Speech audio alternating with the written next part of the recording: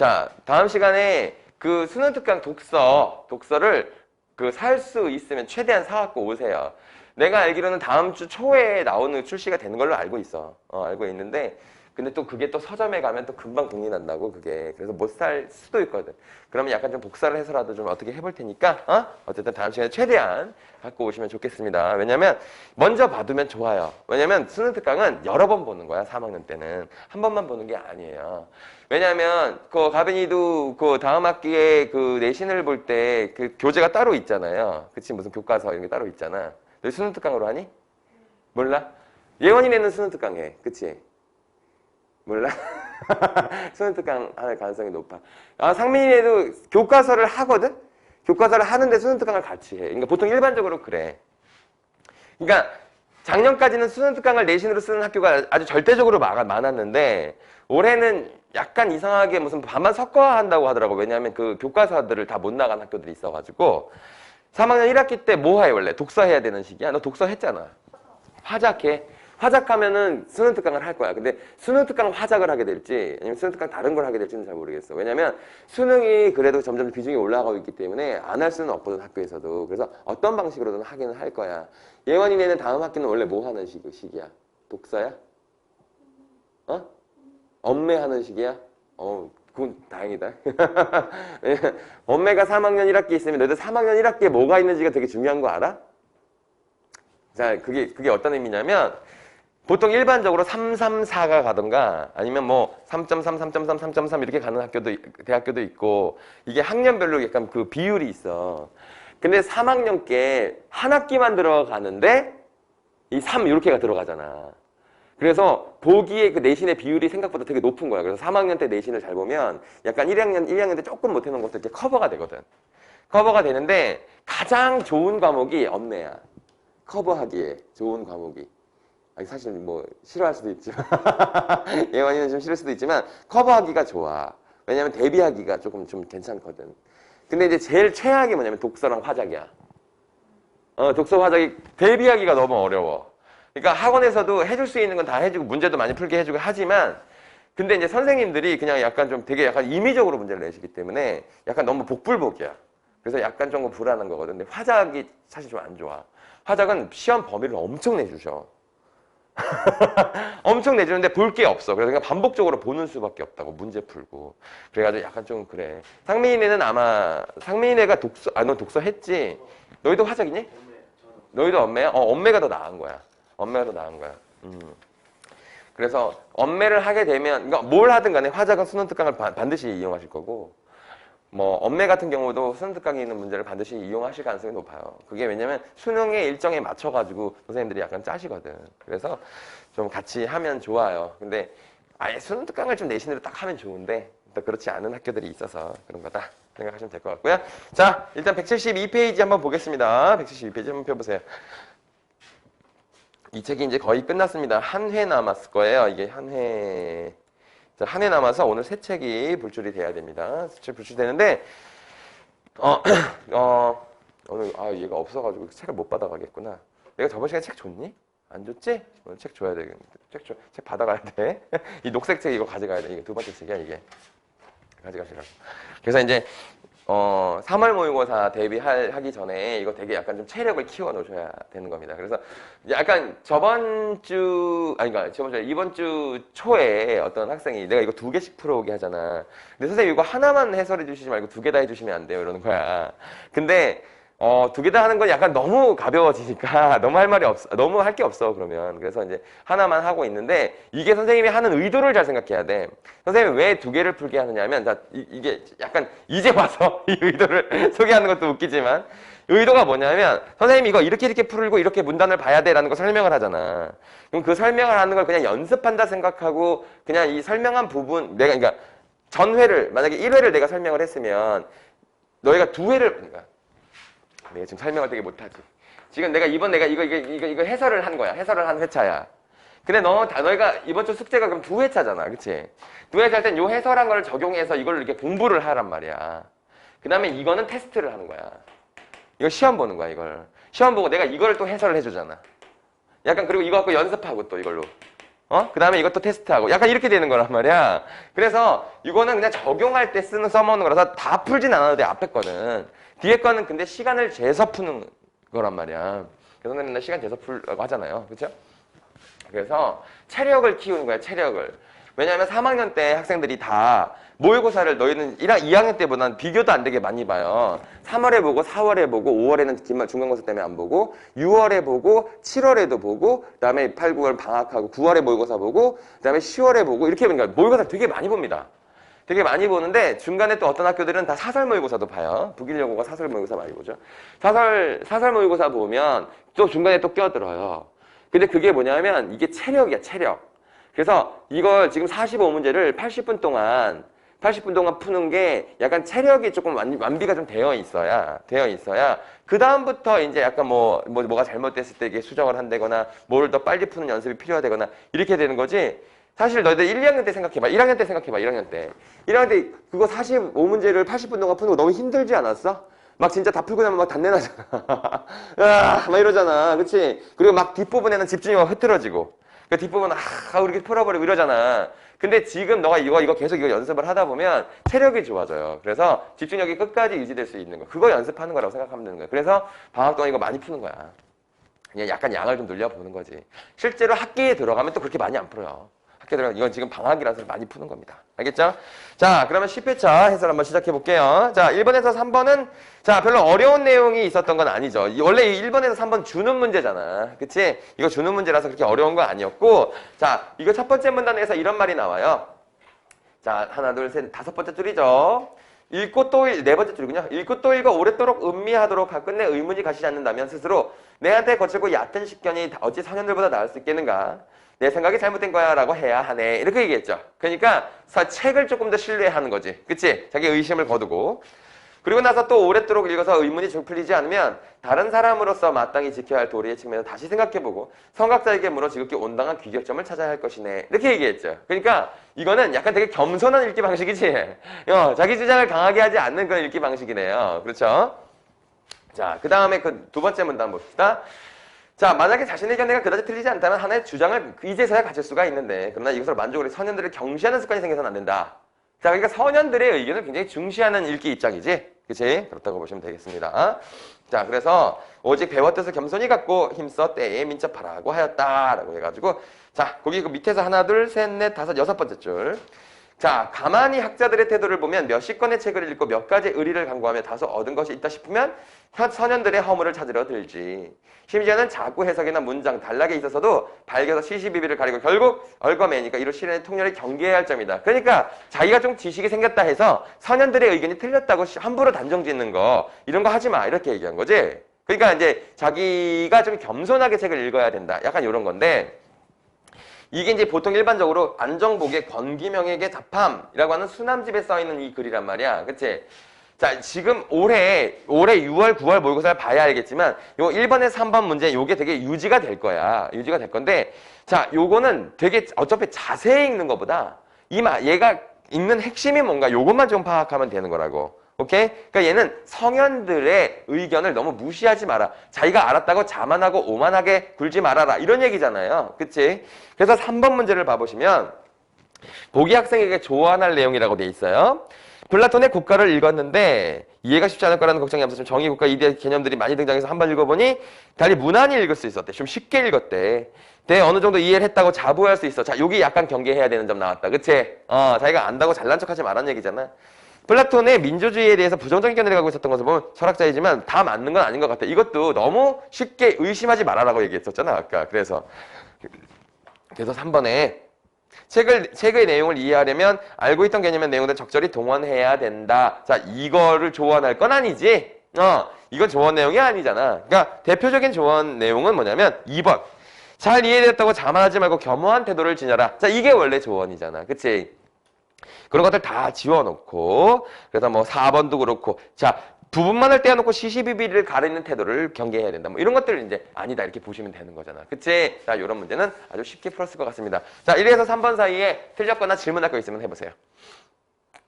없으면 넘어갈게요. 자, 넘어가겠습니다. 자, 두 번째 질문이에요. 자, 두 번째 제시문은 이게 어찌 보면 이게 과학 제시문 같기도 하고 사회 제시문 같기도 하고, 그쵸? 근데 이거는 어찌 보면 사회 제시문이라고 볼 가능성이 더 높은 제시문이에요. 그쵸? 왜냐면 가가 완벽하게 사회 제시문이죠. 자, 우리 첫 번째 가에서 어떻게 얘가 이 글을 구성했는지를 좀 생각해 봅시다.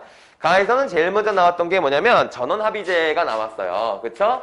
자, 전원합의제를 설명을 했는데, 자, 전원합의제에는 문제점이 있었죠. 그쵸? 자, 문제점이 뭐 두 가지 정도가 나옵니다. 첫 번째는 뭐냐? 이게 너무 통과되기가 어려워. 그치? 통과되는 상태보다 그렇지 않은 현재 상태가 우위를 점하게 된다라는 거야. 그러니까 예를 들면 이런 거야. 우리가 이제 새로운 책을 만나요. 수능 특강을 우리가 갖고 오라고 선생님이 아까 얘기했잖아. 그치? 그런데 이걸 전원합의제로 하자 하는 거야. 자, 그러면 자, 수능 특강을 보지 않고 그냥 원래의 교재만 보는 것이 기존의 전략이고 수능 특강을 갖고 오라고 하는 게 새로운 전략이잖아. 두 개 중에 어떤 게 더 우위에 있지? 기존 전략이 우위에 있지.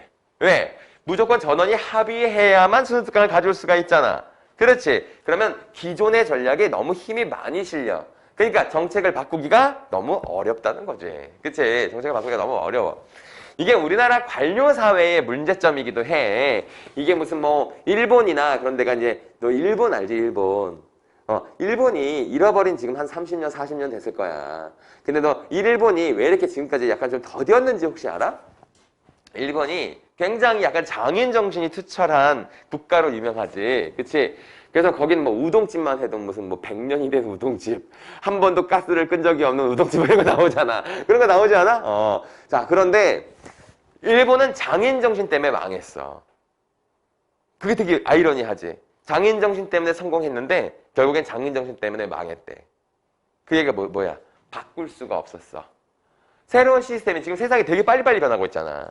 근데 너 지금 일본 자기 소니 핸드폰 사용하는 사람 소니 핸드폰 사용하는 사람이 있어? 없잖아. 이게 왜 그래? 우리나라 게 더 좋지. 왜? 우리나라는 새로운 걸 되게 바로바로 수용했어.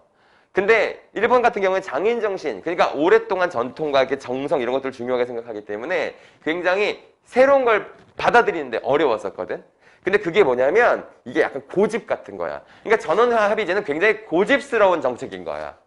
기존의 걸 계속 유지하게밖에 안 되는 거지. 진짜 모든 사람이 이거 문제가 있어. 이거 바꿔야 돼. 이렇게 모두가 합의를 하지 않으면 바꾸기가 너무 어려운 거지. 그치? 자, 두 번째. 또한 국가 전략적으로 반대하는 자. 한 국가가 전략적으로 반대하는 일도 많이 발생한다. 그러니까 한 명이 이거 통과하기 싫어서 나머지는 다 합의하는데 한 명만 계속 반대를 하는 거야. 그래도 통과가 안 되잖아. 그치? 그래서 문제가 있지. 그래서 이 두 가지 문제가 있는데 그래서 결국엔 얘는 되게 융통성이 없는 거야. 그치? 자, 그래서 대안으로 나타난 게 과반수제다. 그치? 두 번째가 과반수제를 채택했다라고 했습니다. 자, 과반수제. 과반수제는 단적으로 봤을 땐 굉장히 효율적이야. 그치? 너희가 알고 있는 그냥 다수결제 아니야. 그치? 그래서 과반수제는 굉장히 효율적인데 문제가 뭘까? 자, 이게 봐봐. 자, 49대 51이 되면 통과되지, 이거. 그러니까 이걸로 통과됐잖아. 그럼 결국엔 무슨 말이냐? 51%가 찬성하는 정책이기도 하지만 49%가 반대하는 정책이기도 하지. 그러니까 이게 조금 문제가 될 수도 있잖아. 그치? 그래서 가중치가 좀 필요했던 거야. 자, 소수파의 이익이 침해되는 문제가 발생한다. 그러니까 소수의 의견이 무시당하는 결과가 나타나지. 근데 뭐 그래도 아직까지는 가장 효율적인 정책이기 때문에 또 우리나라가 대통령 선거가 그렇잖아. 대통령 선거가 그냥 일단 쪽수 많으면 이기는 거 아니야. 그치? 쪽수가 많으면 이기는 거라. 자, 이런 거지. 대통령, 나는 내가 전에도 얘기한 적 있지. 나 대통령이 왜 되려고 하는지 이해를 못 하겠다고. 아니, 일단 대통령이 후보에, 너 지금 봐봐. 너희들이 대통령 후보가 지금 유력 주자가 2명이 있잖아. 2명이 있는데 너희들 그 사람들 칭찬하는 기사가 눈에 들어오니? 칭찬하는 기사는 눈에 하나도 안 들어와. 걔네가 뭐 이상한 짓 한 것만 눈에 들어오지. 그렇지? 그러니까 전 국민한테 자기의 치부를 드러내고. 그렇지? 그리고 그 사람이 아무리 좋은 사람이라도 정파 간의 갈등 때문에 결국엔 국민들의 반이 싫어하는 사람이 돼버리는 거야. 그렇지? 그렇지 않아? 그러니까 뭐 예를 들면 어떤 A 대통령이 있다고 쳐보자. 이 사람이 되게 인격적으로 굉장히 훌륭하고 누가 봐도 굉장히 훌륭한 사람이야. 누가 봐도 훌륭한 사람이야. 만난 사람들은 모두 다 그에게 반한다고 생각해봐. 굉장히 훌륭한 사람이야. 진짜 성현이야, 성현. 성현인데 그 사람이 만약에 어떤 당을 대표해서 나왔어. 그러면 그 당을 지지하는 반대 사람은 이 사람을 이제 미워할 근거를 막 찾기 시작할 거 아니야. 근데 그런 짓을 왜 하는 걸까? 나는 그게 너무 궁금해. 나는 우리나라 대통령들이 말로가 다 안 좋잖아, 별로. 근데 왜 그렇게 굳이 하려고 할까? 나 이런 생각이 들어요. 뭔가 이게 싸움이겠지, 싸움. 전쟁 같은 거겠지. 전쟁은, 전쟁 비슷한 거지. 전쟁도 굉장히 결과가 안 좋은 걸 알면서도 싸워서 이기는 그 통쾌함을 맛보는 거잖아. 그런 게 아닐까 이런 생각이 들어요.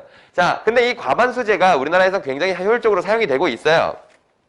자, 그런데 이제 아까 소수의 이익이 침해될 수가 있기 때문이죠. 그치? 자, 그러면서 이제 세 번째 문단에 그래서 그러니까 우리가 국제사회에서는 그럼 우리 의사결정을 어떻게 해야 되는 거야? 라는 얘기를 하는 거야. 그래서 이런 국제사회에서는 일국 일표의 표결 방식이 합당하지 않은 것으로 간주가 된다. 그래서 뭐냐면 상대적으로 소국의 입장이 과대평가된다 이런 얘기가 있어. 자, 요 얘기가 무슨 얘기냐 하면 자, 미국, 뭐 중국 이렇게 있다고 쳐보자. 뭐 그리고 우리나라가 조금 작으니까 이렇게 있다고 쳐봐. 그리고 저기 아주 조그만 나라, 뭐 어떤 나라는 뭐 국민이 2명인 나라가 있어. 그런 나라, 요만한 나라가 있다고 쳐보자. 그런데 국가에다 다 한 표씩을 주면 얘의 의견을 너무 과대평가하게 되는 거 아니야. 그치? 게다가 문제가 뭐가 되냐면 여기 인구가 만약에 10억이고 여기가 16억이고 우리나라가 5천만이야. 5천만 이렇게 된다고 쳐봐. 여기 2명이야. 그냥 이 사람의 의견이 너무 과도하게 반영되는 거 아니야? 그렇지? 그런 문제가 있었어. 그래서 가중다수결제가 도입되었다라고 해서 자, 여기서는 가중다수결제를 얘기했어요. 자, 가중다수결제는 자 거기 A 부분에 나와 있습니다. 전원합의제의 한계를 경험하던 유럽연합의 강요들은 자 어떻게? 자 28개국에 352표를 할당해. 그쵸? 352표를 할당해. 하고 260표 이상을 얻어야 가결되는 방식이었다. 자 거기서 특징 하나가 나온다. 일단 그냥 과반이야 아니면 과반수를 훌쩍 넘어야 돼. 훌쩍 넘어야 되지. 그치? 자, 그래서 과반수를 훌쩍 넘겨야 된다. 자, 첫 번째. 자, 과반수보다 훨씬 더 넘어야 돼. 그래서 내가 여기 왜 360이었니? 352에서 260이었지? 352표 중에 260표라고 했으니까 과반수를 훌쩍 넘는 수여야 돼. 자, 그러니까 그리고 이건 또 어떤 조건이 있냐면 그 A 위의 줄이야. A라고 되어 있는 위의 줄. 찬성 또는 반대 중 하나만을 선택해야 된다. 자, 두 번째가 한 개의 의견만 취합해야 된다. 이거야. 만약에 자, 중국이나 미국 같은 나라는 굉장히 큰 나라잖아. 걔네한테 만약에 10표씩이 주어졌다고 쳐봐. 그런데 중국에서 이러는 거야. 5표 하자. 뭐 이런 거. 중국에서 중국에서 막 여론조사를 해. 근데 이거 찬성하는 게 한 반이고 반대하는 게 반이니까 5장 낼게. 찬성 반대. 이렇게는 안 돼. 중국이면 그냥 10표는 다 찬성 혹은 다 반대 이렇게 해야 된다는 거야. 그쵸? 그래서 다 찬성이거나 다 반대. 자, 이런 구조로 가야겠다. 자, 이렇게 생각했던 거. 자, 요 두 가지가 되게 중요한 기준이었어요. 자, 그런데 여기 부결 기준이 있어. 자, A라고 되어 있는 데서 260표 밑에 줄이야. 다만 찬성국 수가 회원국 수의 과반에 못 미치면 이 의안이 부결된다라고 하는 조건이 있다. 자, 세 번째는 뭐냐면 자, 찬성국 수가 회원국 수가 있고 자, 찬성국 수가 있는데 얘는 과반을 넘어야 한다. 자, 이런 조건까지 세 가지를 갖고 있는 거야. 이게 부결 조건인 거지. 그치? 자, 이거는 왜 갖고 있겠어? 자, 얘들아, 이 3번 조건은 왜 있겠니? 3번 조건은 약소국의 의견이 너무 반영이 안 될 수도 있지. 자, 왜 그러냐면 표를 많이 가진 국가들이 있잖아. 걔들끼리 담합해가지고 이걸 그냥 통과시켜버리자 이렇게 해버릴 수가 있잖아. 그치? 그러니까 자, 우리나라는 이거 안 돼. 라는 얘기를 할 수 있어야 될 거 아니야. 그러니까 만약에 뭐 260개국, 총 352개국이다. 아니, 352개국이 아니라 160개국이라고 치자. 자, 160개의 국가가 있는데, 아주 큰 나라인 한 20나라는 무조건 이거를 찬성을 해. 근데 나머지 140개 국가는 이걸 다 반대하는 거야. 예를 들면. 그치? 근데 그냥 표결로만 따지면 큰 나라 20개국이 가진 표의 수가 과반을 넘어간다고. 그치? 자, 그러면 통과가 될 수도 있을 거 아니야. 그러면 이 약소국인 140개의 국가가 피해를 겪게 되지. 그래서 이 조건이 있는 거야. 회원국 수 중에 반 이상, 80개국 이상은 찬성을 해야 된다. 이런 거 있었지. 예전에 뭐가 그런 게 비슷한 게 있었냐면, 너희들 그 오염물 배출권 그 거래제라고 알아? 배출권 거래제라고 들어봤어요? 배출권 거래자라는 게 있어요. 그러니까 각 국에 배출권을 할당해 놓고 배출권을 이렇게 좀 사고 파는 거야. 내가 만약에 우리나라에 만약에 뭐 10톤을 할당 받았고 중국에 20톤을 할당 받았잖아. 그럼 내가 만약에 우리나라가 8톤밖에 배출을 안 했어. 그럼 2톤이 남지. 그 2톤이 남는 부분을 중국에다가 팔 수 있어. 무슨 말인지 알겠어? 그러면 우리나라가 오염물질을 되게 줄이려는 노력을 할 거 아니야. 그걸 팔면 되게 비싼 값에 팔 수가 있으니까. 자, 그런 게 있었어. 근데 그거에 대해서 이제 어떤 나라가 반대했겠니? 중국 같은 나라는 되게 반대하지 않았겠어? 중국은 오염물질을 많이 배출하는 나라잖아. 그치? 자기 나라에 손해가 될 수 있지? 그러면 자기가 굉장히 막강한 표의 수를 가지고 있으니까 반대하고 이렇게 되는 거겠지. 그치? 요즘에 쇼트트랙 보나? 아, 그 새끼들 왜 그러는 거야? 야, 상민아, 쇼트트랙 봤어? 아씨. 야, 왜 이렇게 일부러 열받게 하는 것 같아? 왜 우리나라한테만 그래, 그리고 또? 왜 이렇게 지랄이야? 야, 그리고 중국 애들 넘어져가지고 탈락되는데 왜 이렇게 걔는 또 왜 다시 또 결승에 올라가고? 왜 이 지랄이야? 야, 이거 너무하는 거 아니야? 그래서 지금 사실 외신에서 평창올림픽이랑 너무 많이 비교된다는 얘기 많다고 하더라. 평창올림픽 재밌었지. 왜 재밌었어? 우리나라 잘 쓰니까. 우리나라 잘 쓰니까 재밌었지. 우리나라 사람은 우리나라 애들이 잘하지. 잘하지. 근데 약간 이거 중국은 좀 심하더라. 그치? 모르겠어. 또 외신이라고 MBC, 그러니까 미국의 NBC라고 하는 방송사가 완전히 이제 중국 저 평창올림픽 이거 완전 쓰레기라고 막 거의 그렇게 보도하고 있다고 하대. 너무 불공정하다. 올림픽 정신을 위배한다. 막 이런 얘기가 나온다고 하더라고. 그러니까 우리나라만 그러는 건 아니라서 사실 너 국뽕에 취해 있을 수도 있잖아. 우리나라가 괜히 우리한테만 피해를 주고 있어 막 그렇게 약간 피해의식에 젖어 있을 수도 있는데 다른 나라도 그러는 거 보니까 진짜 약간 좀 불공정한가 봐. 자, 오케이. 자, 야, 이런 정책을 쓰는 게 이제 그 가중다수결제야. 근데 이 가중다수결제가 아까 얘기했듯이 87년도에 있었어. 마지막 문단 가보세요. 유럽연합의 강요이사회는 논란 끝에 2014년부터는 가중다수결제 대신에 1국 1표를 근거로 하는 이중다수결제 의안이 통과됐대. 그래서 이제 네 번째가 이중다수결제야. 자, 이중다수결제도는 비슷해 보이지만 완전히 달라. 왜냐면 얘는 기본적으로 한 국가가 한 표를 갖는다는 거야. 그러니까 되게 뭐 우간다 같은 나라랑 미국이 같은 표야. 한 표야. 그렇지? 그래서 1국 1표를 근간으로 하는 이중다수결 의안을 종류에 따라 순차적으로 채택하였다. 그런데 그러면 1국이 1표를 가지면 너무 약간 아까처럼 작은 국가들이 과대평가되는 일이 발생했었던 거 기억해? 자, 그런데 여기에 가중치를 뭘로 줬어? 인구로 준 거야. 인구로. 각 국가가 가진 인구가 있잖아. 그치? 인구로 준 거야.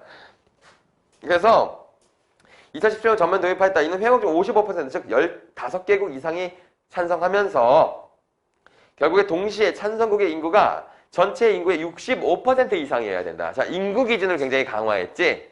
그러면 이게 뭐야? 결국에는 인구를 많이 가진 국가가 찬성하는 것이 찬성하는 의안이 채택될 가능성이 높을 거 아니야? 그러니까 결국에 이제 강대국이 더 많이 통과가 되겠지. 그치? 우리나라가 여러분들은 2000년대 출신이죠? 2000년대 태어났죠? 나는 진짜 너희들이 그냥 나랑 되게 비슷한 삶을 비슷한 세계에 살고 있다고 생각하거든. 근데 따져보면, 내가 나이 들었다는 걸 느끼는 게 부모님들의 나이를 들었을 때, 여러분들이 부모님들의 나이를 들었을 때 내가 너희들 나이보다 부모님들 나이에 훨씬 더 가까움이 있는 거야. 그러니까 난 선생님이 이게 선생이라는 직업이 진짜 그런 게 나는 늘 같은 생활을 하잖아. 같은 생활을 해서 난 늘 같다고 생각해. 늘 비슷한 그런 스탠스를 취하는 선생이라고 생각을 하는데 처음에 선생님이 강사가 됐을 때는 아이들과 나이가 더 훨씬 더 가까웠지. 나 20대였으니까 그때는. 그러니까 아이들과 나이가 가까워서 애들의 입장을 되게 잘 반영하는 그런 젊은 선생이었어. 그치? 근데 그게 웃긴 게 뭐냐면 선생님들은 자기가 늙는 거를 잘 몰라, 얘들아. 니들이 알려줘야 돼. 내가 늙는 걸 잘 몰라. 왜 늙는 걸 모르냐면 계속 난 젊은 선생이고 계속 그 스탠스를 유지하고 가잖아. 그러다가 내가 어느 순간에 야, 나보다 어린 부모님이 계시다. 라는 걸 알게 되면서 이제 내가 완전히 이제 그 엄마 아버지 쪽으로 붙어버린 거야. 이제 거의 이제 붙었어. 그러니까 일부의 선생님들은 부모님보다 나이가 더 많으시지. 더 많으신 선생님들도 계시지. 참 그런 거야. 근데 그러면서 참 세월의 무상함을 느끼거든. 이제 젊은 선생이 아니다 이런 느낌이 있어. 자, 그런데 요게 왜 지금 내가 이 얘기를 갑자기 하느냐면 이게 아니야. 그만하는 게 좋을 것 같아. 너무 슬픈 얘기야. 이게 내가 나도 모르게 이해 못하는 것들이 있다고. 나도 모르게 이해를 못하는 것들이 이렇게 생길 때가 있어. 그리고 강사 경력이 이렇게 오래되면 오래될수록 뭐가 문제가 생기냐면 학생들이 뭘 모르는지에 대해서 자꾸 이게 잊어버려. 내가 너희들 다 알지 하고 설명을 했는데 사실은 모르는 게 있을 가능성이 있다고. 그래서 내가 질문 좀 해라고 얘기를 많이 하잖아. 그치? 그러면 그것도 되게 꼰대 같은 거야. 사실은 질문을 하지 않더라도 쭉 설명을 할 수 있어야 되는 거야. 그러니까 너희들이 모르는 걸 딱딱딱 집어가면서. 근데 경력이 오래되다 보면 약간 좀 이렇게 이건 알겠지 하고 넘어가는 것들이 많아지는 게 있다고. 그러니까 이건 내가 꼰대가 돼서 그런 거니까 너희들이 좀 도와줘야 된다고. 도와줘야 된다고. 그쵸. 자, 어쨌든 여기 그거 있고요. 나는 오히려 되게 쉬웠어요. 낮의 시문은 그냥 이걸로 설명을 그냥 끝내면 될 것 같아요. 이게 KNN 알고리즘에 대한 얘기잖아요. KNN 알고리즘인데, 자, 요 K라고 하는 게 수야, 수. 몇 개를 우리가 표본으로 사용할 것이냐, 참조 데이터를 사용할 것이냐, 이걸 얘기하는 거거든. 자, 근데 이거 봐봐. 자, 이런 식인 거야. 네가 알아내고 싶은 거가 요 A점이 있어. 여기가 XY점이 있다고 치자. 얘가 XY점이야. 자, 그런데 여기 옆에는 세모가 있고, 여기는 네모가 있고, 여기도 네모가 있고, 여기도 네모가 있어. 자, 여기도 네모가 있고. 뭐 동그라미 하나 줄까? 이렇게 있다고 쳐보자. 자, 그런데 얘가 만약에 K를 1로 두잖아. 자, 그러면 우리가 딱 봤을 때 얘는 사실은 뭐일 가능성이 가장 높으냐 하면 네모일 가능성이 가장 높은 거야. 네모가 많으니까. 근데 만약에 하나야, 하나. K가 1이야. 그럼 표본을 하나, 이 대상을 하나로만 보자는 뜻인 거거든? 그럼 옆에 있는 하나만 판정하면 돼. 가장 가까운 거. 근데 가장 가까운 게 세모잖아. 그러니까 이 XY는 세모로 판정이 돼버리는 거야. 오케이? 자, 그러면 이걸 3으로 해볼게. 3으로 바꿔볼게. 3으로 바꿔보면 이렇게 3개가 들어온다고. 그럼 다수결로 쳤을 때 네모가 2개가 있으니까 자, 얘가 1일 때는 세모였는데 2일 때는 네모가 되지. 그치? 그러면 이걸 5으로 해볼게. 이거 K를 5으로 바꿔볼게. 자, 그럼 이게 아까 3개였지? 자, 5개로 바꾸면 하나, 둘, 셋, 넷, 5개니까 얘도 또 네모가 나와. 그치? 이렇게 나온단 말이죠. 자, 요게 이렇게 바뀐다는 거 아니야? 요 알고리즘을 얘기하는 거야. 그래서 뭐가 되게 중요하냐? 요 수가 되게 중요하다는 것이지. 그치? 자, 그런데 봐봐. 요게 하나, 둘, 셋, 넷, 5, 6개가 있잖아. 자, K를 6으로 하면 그러면 제일 좋겠네. 아니지. 6으로 하면 그냥 단순히 여기 있는 애들의 평균을 그냥 결과치로 내버리니까 이 XY라는 이 특성을 반영할 수가 없게 돼버리는 거야, 얘들아. 알겠지? 자, 여기 있는 이 주변 애들의 평균이 이 XY 값과 같을 가능성은 낮잖아. 자, 모르잖아. 내가 이 XY가 뭔지 알고 싶은 거지. 요 전체의 평균을 알고 싶은 게 아니지. 그치? 사실 내가 이게 너무 작게 그렸는데 이게 있다 나왔다고 생각해봐. 그러면 얘는 이 주변에 몰려있을 가능성이 높잖아. 그치? 그래서 숫자를 적절하게 해야 된다. 그래서 이런 것들 때문에 최적의 K값을 정하는 것이 중요하다라는 게 하나, 둘, 세 번째 문단 마지막의 결론이야. 그래가지고 이거를 조금 가중치를 바꿔가지고 역-KNN이 있어. 역-KNN 방식은 어떻게 더하냐면 요 거리를 반영하는 거야. 거리. 그래서 거리 분의 1, 거리 분의 1. 거리가 가까울수록 큰 수가 되지. 역수니까. 그러니까 거리가 가까울수록 큰 수가 되는 점을 이용하고 거리가 커질수록 작아지는 숫자를 이용하기 때문에 얘는 뭐 1분의 1 더하기 얘는 뭐 2분의 1 더하기 뭐 2분의 1 이렇게 이게 거리를 반영하는 역-KNN 방식까지 소개를 한 거야. 그래서 이건 이제 의사결정 구조에 대한 얘기인데 가는 이제 전원합의제, 과반수제, 가중다수결제 그리고 아까 얘기했던 이중다수결제를 순차적으로 설명한 글이고 그러다 보니까 이 질문은 어렵지가 않았던 거고, 그치? 그 다음에 나아제 신문 같은 경우에는 이걸 이제 그 KNN 방식이라고 하는 방식으로 설명을 한 거라고. 그치? 자, 그러면 이걸 6번 문제를 한번 보면서 이걸 한번 해결을 한번 해보자. 6번 문제. A에 대한 이야기를 이해로 적절하지 않은 것은? 이라고 하는 문제를 냈어. 그치? 자, A 부분은 가중다수결제에 대한 설명이라고. 자, 그런데 이 가중다수결제에서 자, 3번 봐보세요. 가중다수결제에서 부결조건을 둔 것은 자, 부결조건 뒀었어. 그치? 아까 이 부결조건이 뭐였어? 자, 이게 회원국, 찬성국이 회원국 수의 과반에 못 미치면 이라는 거였지. 그러니까 전체 회원국 중에 여기 찬성하는 국가의 수가 반을 넘어야 된다. 이런 부결 조건을 넣었단 말이야.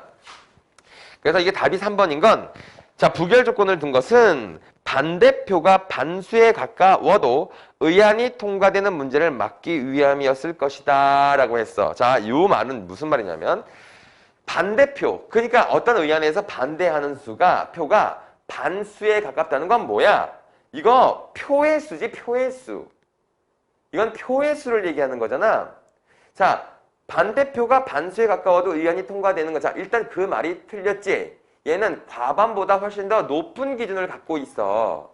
그치? 과반보다 높은 기준을 갖고 있기 때문에 가까워도 통과되는 문제를 막기 위한 게 아니라 아까 이게 내가 이걸 왜 그 부결 조건을 둔 게 왜 그랬다 그러니? 아주 큰 국가, 그러니까 이제 표를 많이 갖고 있는 국가가, 그러니까 소수의 강대국의 의견이 너무 과대 반영되는 걸 막기 위해서 갖고 있었던 거라고 했잖아, 이거. 그치? 다시 말해볼게. 자, 강대국 소수의 국가의 의견이 너무 과대평가되는 걸 막기 위해서라고 했어. 그치? 그러니까 반대표가 반수에 가까워도 의안이 통과되는 문제는 과반수 제도의 문제였잖아, 이거. 그러니까 전체적으로 어울리지 않는 말이지. 그치? 그래서 3번이야. 자, 의외로 여기 6번 문제에서 틀린 학생들은 뭐를 선생님이 얘기하고 싶으냐면, 자, 선생님이 이런 얘기를 많이 했어. 전원합의제는 예를 들면 동그라미로 이렇게 체크를 했다고 치자. 자, 이 체크 모양은 그냥 너희들 말아서 해도 돼. 근데 과반수제에다가 세모를 체크했다고 치자. 그 다음에 국제 가중다수결제에 네모 체크를 했어. 자, 그런데 얘가 지금 가중다수결제의 이야기에 과반수제의 이야기를 포함시켜 놓은 보기가 되잖아. 완벽한 이해가 되지 않더라도 얘의 설명에 얘의 설명을 부과해 놨지. 그러면 얘가 틀린 보기가 될 가능성이 높은 거겠지. 그치? 자, 그런 거야. 자, 6번 틀리신 분, 6번이 되게 오답률이 높았어요. 6번 문제 틀린 거, 자, 몇 번 썼는지 좀 물어볼게요. 혹시 예원이 맞았어요? 몇 번 썼어요? 2번 썼어요? 가빈이 맞았어요? 가빈이 틀리셨네요. 2번 썼어요? 상민이? 맞았어요? 다른, 이건 맞았고. 자, 2번 볼게요. 자, 2번 보기가 왜 맞느냐. 1987년이 나왔습니다. 자, 이 가중다수결제잖아요. 이후 유럽연합의 강요 이사회에서는 그 이전보다 의안이 통과되는 사례가 늘었을 것이다 라고 얘기를 했는데, 자, 여러분들이 무슨 생각을 하게 됐냐면, 그러니까 의안이 통과되는 사례가 늘었을 것이다가 그럼 과반수제보다 가중다수결제가 훨씬 더 통과가 더 잘 됐던 건가? 요거 의심했던 거 아니야? 그치? 여러분들 그걸 의심했을 거예요. 그렇지? 자, 그런데 거기 한번 두 번째 문단 봐봐. 1국 1표의 표결 방식이 합당하지 않아. 두 번째 문단이야. 자, 경제적 격차가 분명해도 1국 1표의 표결 상대적으로 소국의 입장이 과대 반영된다는 거예요. 그래서 국가별 차이를 반영해 표를 할 때는 찬성 또는 반대 하나만을 선택한 할당된 표만큼 행사하되 과반보다 훨씬 높은 기준으로 가결해버릴 경우는 가중다수결제가 도입되었다. 자, 이렇게 설명됐으니까 이건 과반수 제도보다 훨씬 더 좀 엄격한 제도 아니야? 이렇게 얘기하는 거잖아. 그치? 자, 그런데 이게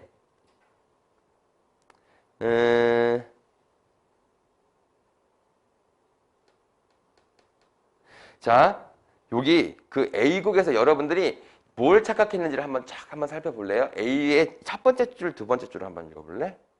1987년에 했던 가중다수결제는 과반수 제도에 이어서 탄생한 제도가 아니야. 그걸 읽어봐. 전원합의제의 한계를 경험하던 유럽연합의 강요 이사회가 라고 돼 있지? 가빈아 찾았어? 얘는 과반수 제도를 기준으로 했었던 게 아니었잖아. 그치? 그러니까 여러분들이 두 번째 문단에 너무 집중하는 바람에 세 번째 문단에서 첫 번째 줄을 제대로 못 읽게 된 거야, 이거는. 그치? 그래서 얘는 이 87년도에 있었던 가중다수결제도는 그냥 원래 과반수 제도에서 이어받은 게 아니라 전원합의제에서 이어받은 거야. 그래서 2번이 맞는 보기가 되는 거죠. 그렇죠? 자, 그러면 7번 문제 한번 볼게요. 기억 니은에 대한 설명으로 가장 적절한 것은 이 기억 니은 문제 봅시다. 과대적합, 과소적합이라는 게 있습니다. 자, 근데 선생님이 앞부분에서 설명을 했기 때문에 이 말은 그냥 굳이 설명하지 않아도 알 거예요. 과대적합이라는 건 몇 개의 적은 수의 데이터에 큰 영향을 받는 상황. 그러니까 너무 하나에 집중되는 거.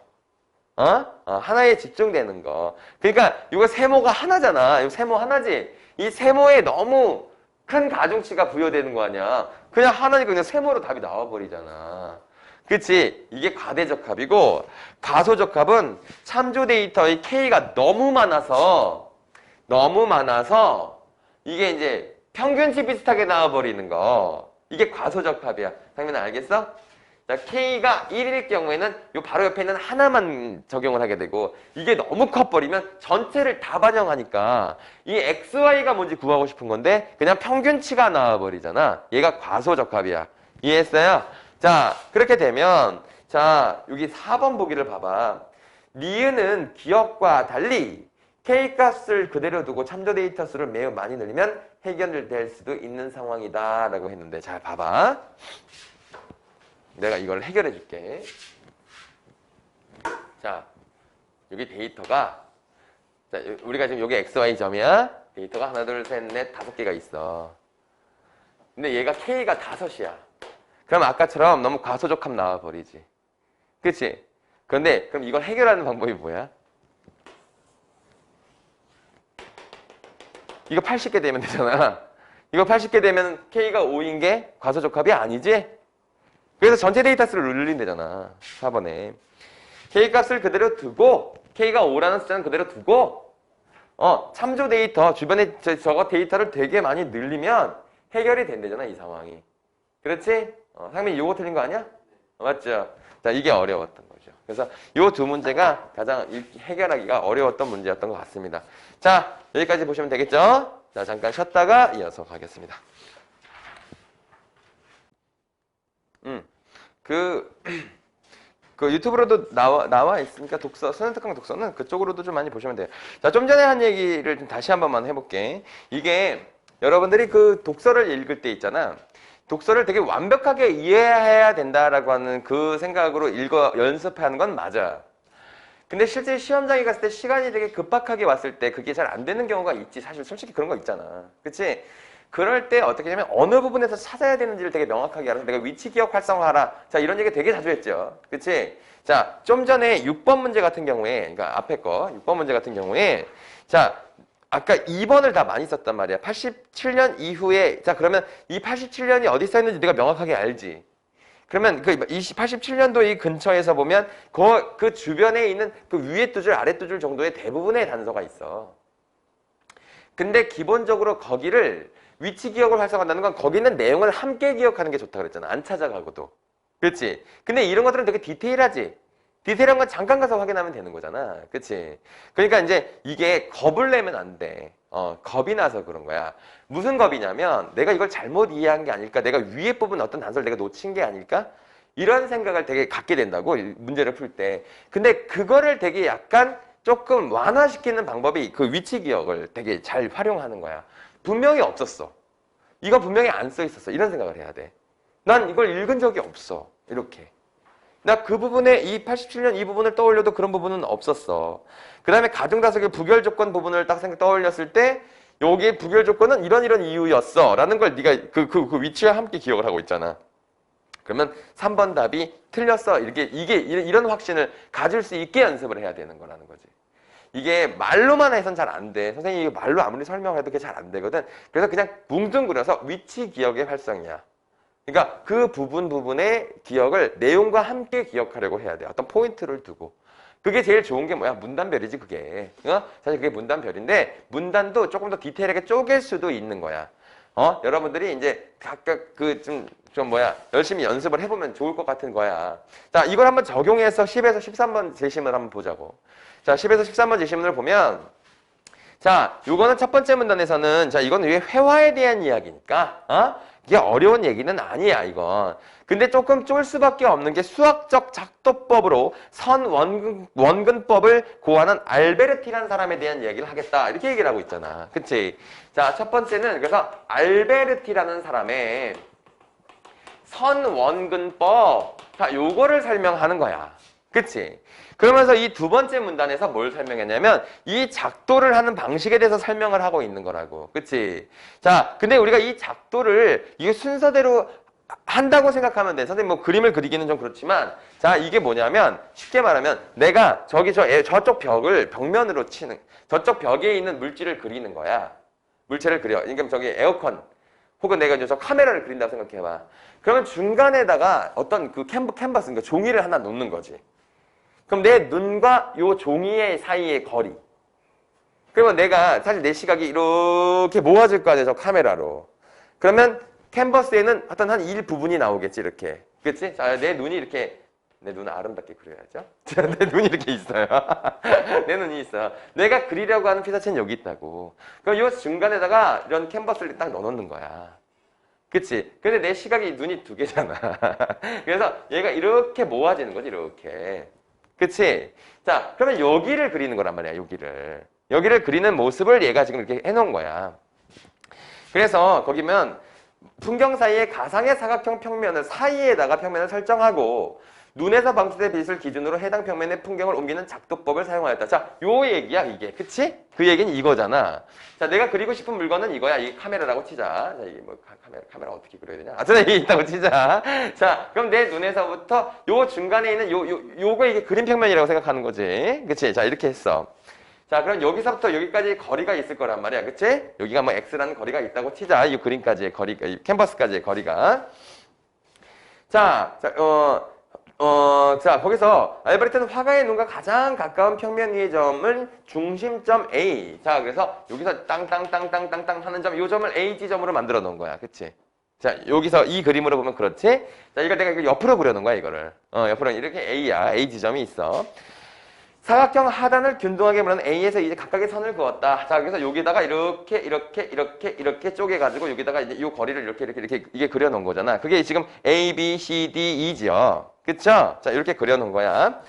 이후 A로부터 우측으로 사각형 바깥의 가상 시점인 B까지 이 하단과 수평하게 선을 긋는다라고 했어요. 자, 그러면 요 A 지점으로부터 이렇게 요만큼이 나오는데 요 거리가 요 X의 거리만큼 요만큼 빠져나온 데다가 여기 B점이 있는 거야. B점으로부터 이렇게 걷는데 이게 이 수평선을 이렇게 긋는 거지. 이렇게 수평선을 이렇게 긋는 거지. 그치? 자, 그 수평선 그런 거 얘기했잖아. 자, 시점 B까지 하단과 수평하게 선을 긋되 자, 사각형의 우측 변부터 B까지의 거리는 화가의 눈 A까지의 거리는 시선 거리와 같도록 하였다. 자, B에서 A에서 D로 그은 선이 사각형 우측의 변과 만나게 되는데 자, 여기서 선이 이렇게 내가 여기 선 있잖아. 선이 요렇게 하나 가고 요렇게 하나 가고 요렇게 하나 가고 요렇게 하는 거면 요 변이랑 만나는 점이 있을 거 아니니? 여기서부터 이렇게 이 선을 이렇게 걷는다는 얘기야, 이게. 아, 결론적으로 이거 어떻게 그린지 너희들 이해는 했을 거야. 그리는 방식은 이해를 했을 거라고. 자, 그래서 결국에 얘가 나오는 게 뭐냐면 자, A의 아래쪽에 간격이 다른 수평선이 그어진다. 자, 봐봐. 여기서 보면 요 A 그림에서부터 보면 이 삼각형이 이렇게 그려져 있는데 요 간격이 조금씩 다르지? 이렇게 점점 커지지 않아? 그치? 점점 커지지? 여기 봐봐. 이 그림 보면 위에 부분은 좀 촘촘하고 가면 갈수록 좀 더 넓어지잖아. 이렇게. 그렇지? 자, 그런 선이 그어진대.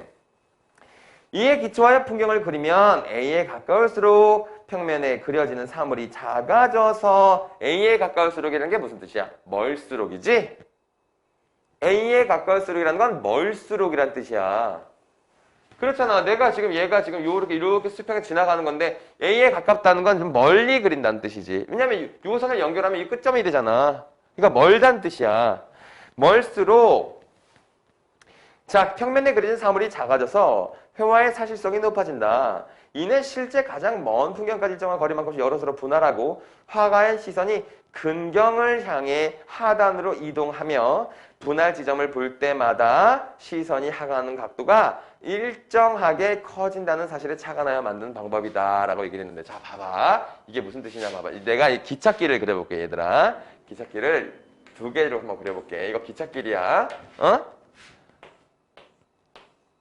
아이씨, 너무 못 그렸다. 이런 기찻길이 있고,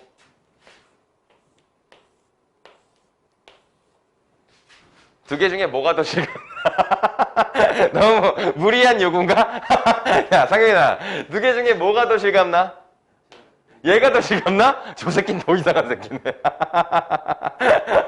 야, 뭐가 더 실감나? 아빈아? 뭐가 더 기찻길 같아? 아니, 내가 너무 이상하게 그렸나? 뭐가 더 얘가 더 기찻길 같지 않아? 내가 여기가 가까운 데고 여기가 먼 데라고 치면 이게 가면 갈수록 이렇게 좁아져야 되잖아, 이렇게. 상민아? 죽을래? 야, 기찻길이 여기서부터 저기까지 보면 이게 간격이 똑같으면 이게 뒤가 점점 더 멀어지는 거지. 그래서 이게 더 사실적이잖아. 그치? 요 그림에서 그거 그린 거야, 이거. 얘가 사실은 기찻길이야. 요 삼각형의 이 모양이 기찻길이야. 그런데 봐봐. 그러면 이게 실제로는 무슨 뜻이야? 얘가 실제로는 위에서 아래잖아, 이게. 이 그림에서는 위에서 아래지? 근데 요거 우리가 지금 상상을 하면 어떻게 돼? 얘가 가까운 데고 얘가 먼 데지? 그렇지? 기찻길이 여기서 내가 앞에 있는 기찻길이고 멀리 있는 기찻길인데 실제로 그림으로 치면 위에서 아래잖아, 얘가. 이게 작도법이라는 거야. 알겠어? 결론적으로는 이 얘기를 하는 거야, 이게. 어렵니? 아니, 이거 안 어렵지? 내가 그림을 잘 못해. 어? 이게 어렵지 않잖아. 뭐가 어려워. 그렇지? 그래서, 자, 거기 두 번째 문단에서의 마지막 부분이 이거예요. 각도가 일정하게 커진다는데, 자, 요 말을 잘 이해해보자. 그 두 번째 문단 밑에서 세 번째 줄. 화가의 시선이 근경을 향해 하단으로 이동하여. 자, 얘가 근경. 그러니까 이 그림으로 치면 얘들아, 얘가 근경이고 얘가 원경이지. 근데 얘가 상단이고 그림에서 얘가 하단이잖아. 거기 그렇게 설명이 돼 있잖아. 그래서 이는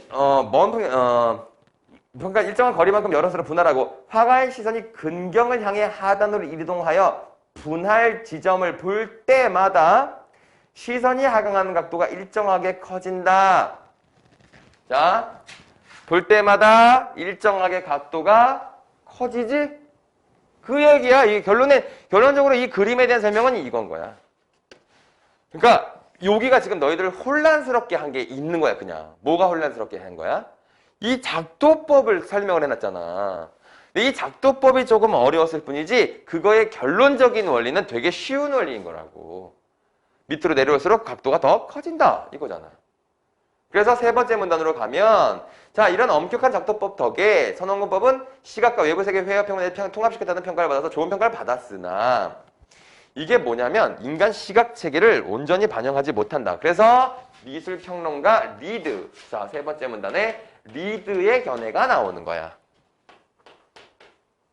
자, 리드의 견해는 뭐냐면 우리 눈의 특성을 반영하지 않았다, 이런 얘기죠. 자, 이건 평면 작도법은 결론적으로 이 세상을 다 평면으로 생각한 거야, 우리 시선을. 그런데 우리 눈은 원형이잖아, 구형이잖아, 그치? 너희들 눈이 구형인 걸 잘 느끼니? 나는 진짜 생각도 안 해봤었는데 선생님 수술 크게 한 적 있다 그랬지. 내가 어렸을 때 고등학교 1학년 때 이거 눈알이 이렇게 밑으로 내려서 뼈 부러뜨렸었다고 그랬죠. 그 얘기 안 했어? 뼈 부러뜨렸어. 그래서 수술했어. 농구하다가 이렇게 빠져가지고 이 눈알이 밑으로 내려오면서 뼈를 부러뜨렸어. 이 뼈 안에 있는, 너 해골 바가지가 눈이 동그랗잖아. 거기 밑에 있는 뼈를 부러뜨렸다고, 이 눈알이. 그래서 그게 되게 신기했대, 되게. 눈알이 물주머니 아니냐. 물주머니가 뼈를 부러뜨렸다는 게 진짜 대단하지 않아? 안구가 엄청 튼튼한가 봐. 내가 안구가 엄청 튼튼한가 봐. 근데 그랬어. 그래서 내가 눈알에 이거를 밑에를 받치는 지지대 수술을 했단 말이야, 선생님, 어렸을 때. 그래서 선생님이 성형 미남은 아니라도 성형남이야. 성형남, 이거 다 성형한 거야, 이거. 얘들아, 다 고친 거라고, 이 얼굴이. 자, 그런데 리드가 망막에 미친 구분면에 맺힌 상을 통해 사물을 인식하므로 인간의 시야가 곡면임을 알아야 된다는 거지. 그치? 자, 곡면이 되면 어떻게 되느냐면, 우리 눈이 이렇게 둥그렇게 생겼잖아. 그치? 이렇게 생겼잖아, 우리 눈이. 그치?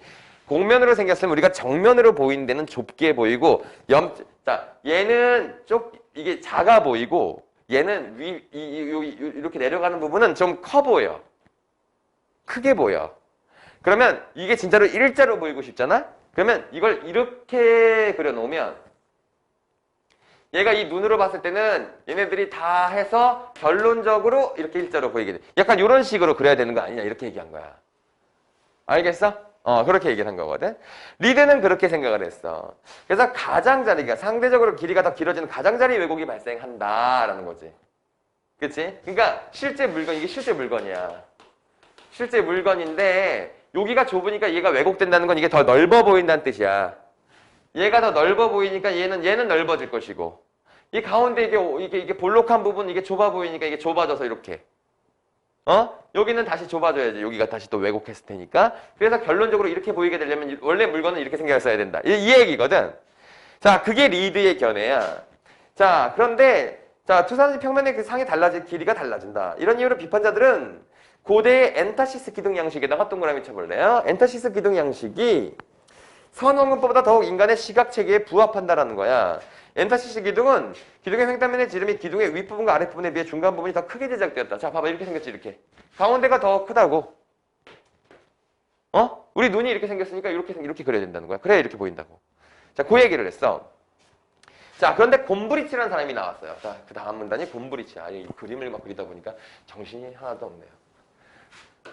자, 곰브리치. 자, 곰브리치라고 하는 사람은 조금의 왜곡이 있음에도 선원근법이 인간의 경험적 기대에 잘 부합한다. 그 이유가 뭐냐? 우리는 하나의 멈춰진 사물을 보는 것이 아니라 눈알을 굴리면서 보잖아. 그치? 왔다 갔다 하면서 보고 이동하면서 보잖아. 그치? 그러니까 이게 원형이지만 실제로 닿으면은 이렇게 조각조각 쪼개지기 때문에 다 평면으로 보이는 것처럼 보인다는 거지. 조각조각 쪼갠다. 그래서 고개를 돌려 측면을 보거나 몸을 움직여가면서 연속되는 순간의 경험들로 외관을 인지한다. 그러니까 우리가 딱 고정된 시선으로 본다면 얘가 맞을지 모르지만 우리는 이걸 이동되는 시선으로 보기 때문에 이렇게 왜곡된 시선으로 보이지 않는다는 거지. 그렇지? 그래서 이 선언권법이 굉장히 효과가 좋다. 이런 얘기를 한 거거든. 자, 그러면 이 제시문은 미술 제시문이지만 어찌 보면 약간은 과학 제시문의 성향을 가지고 있어. 그렇지?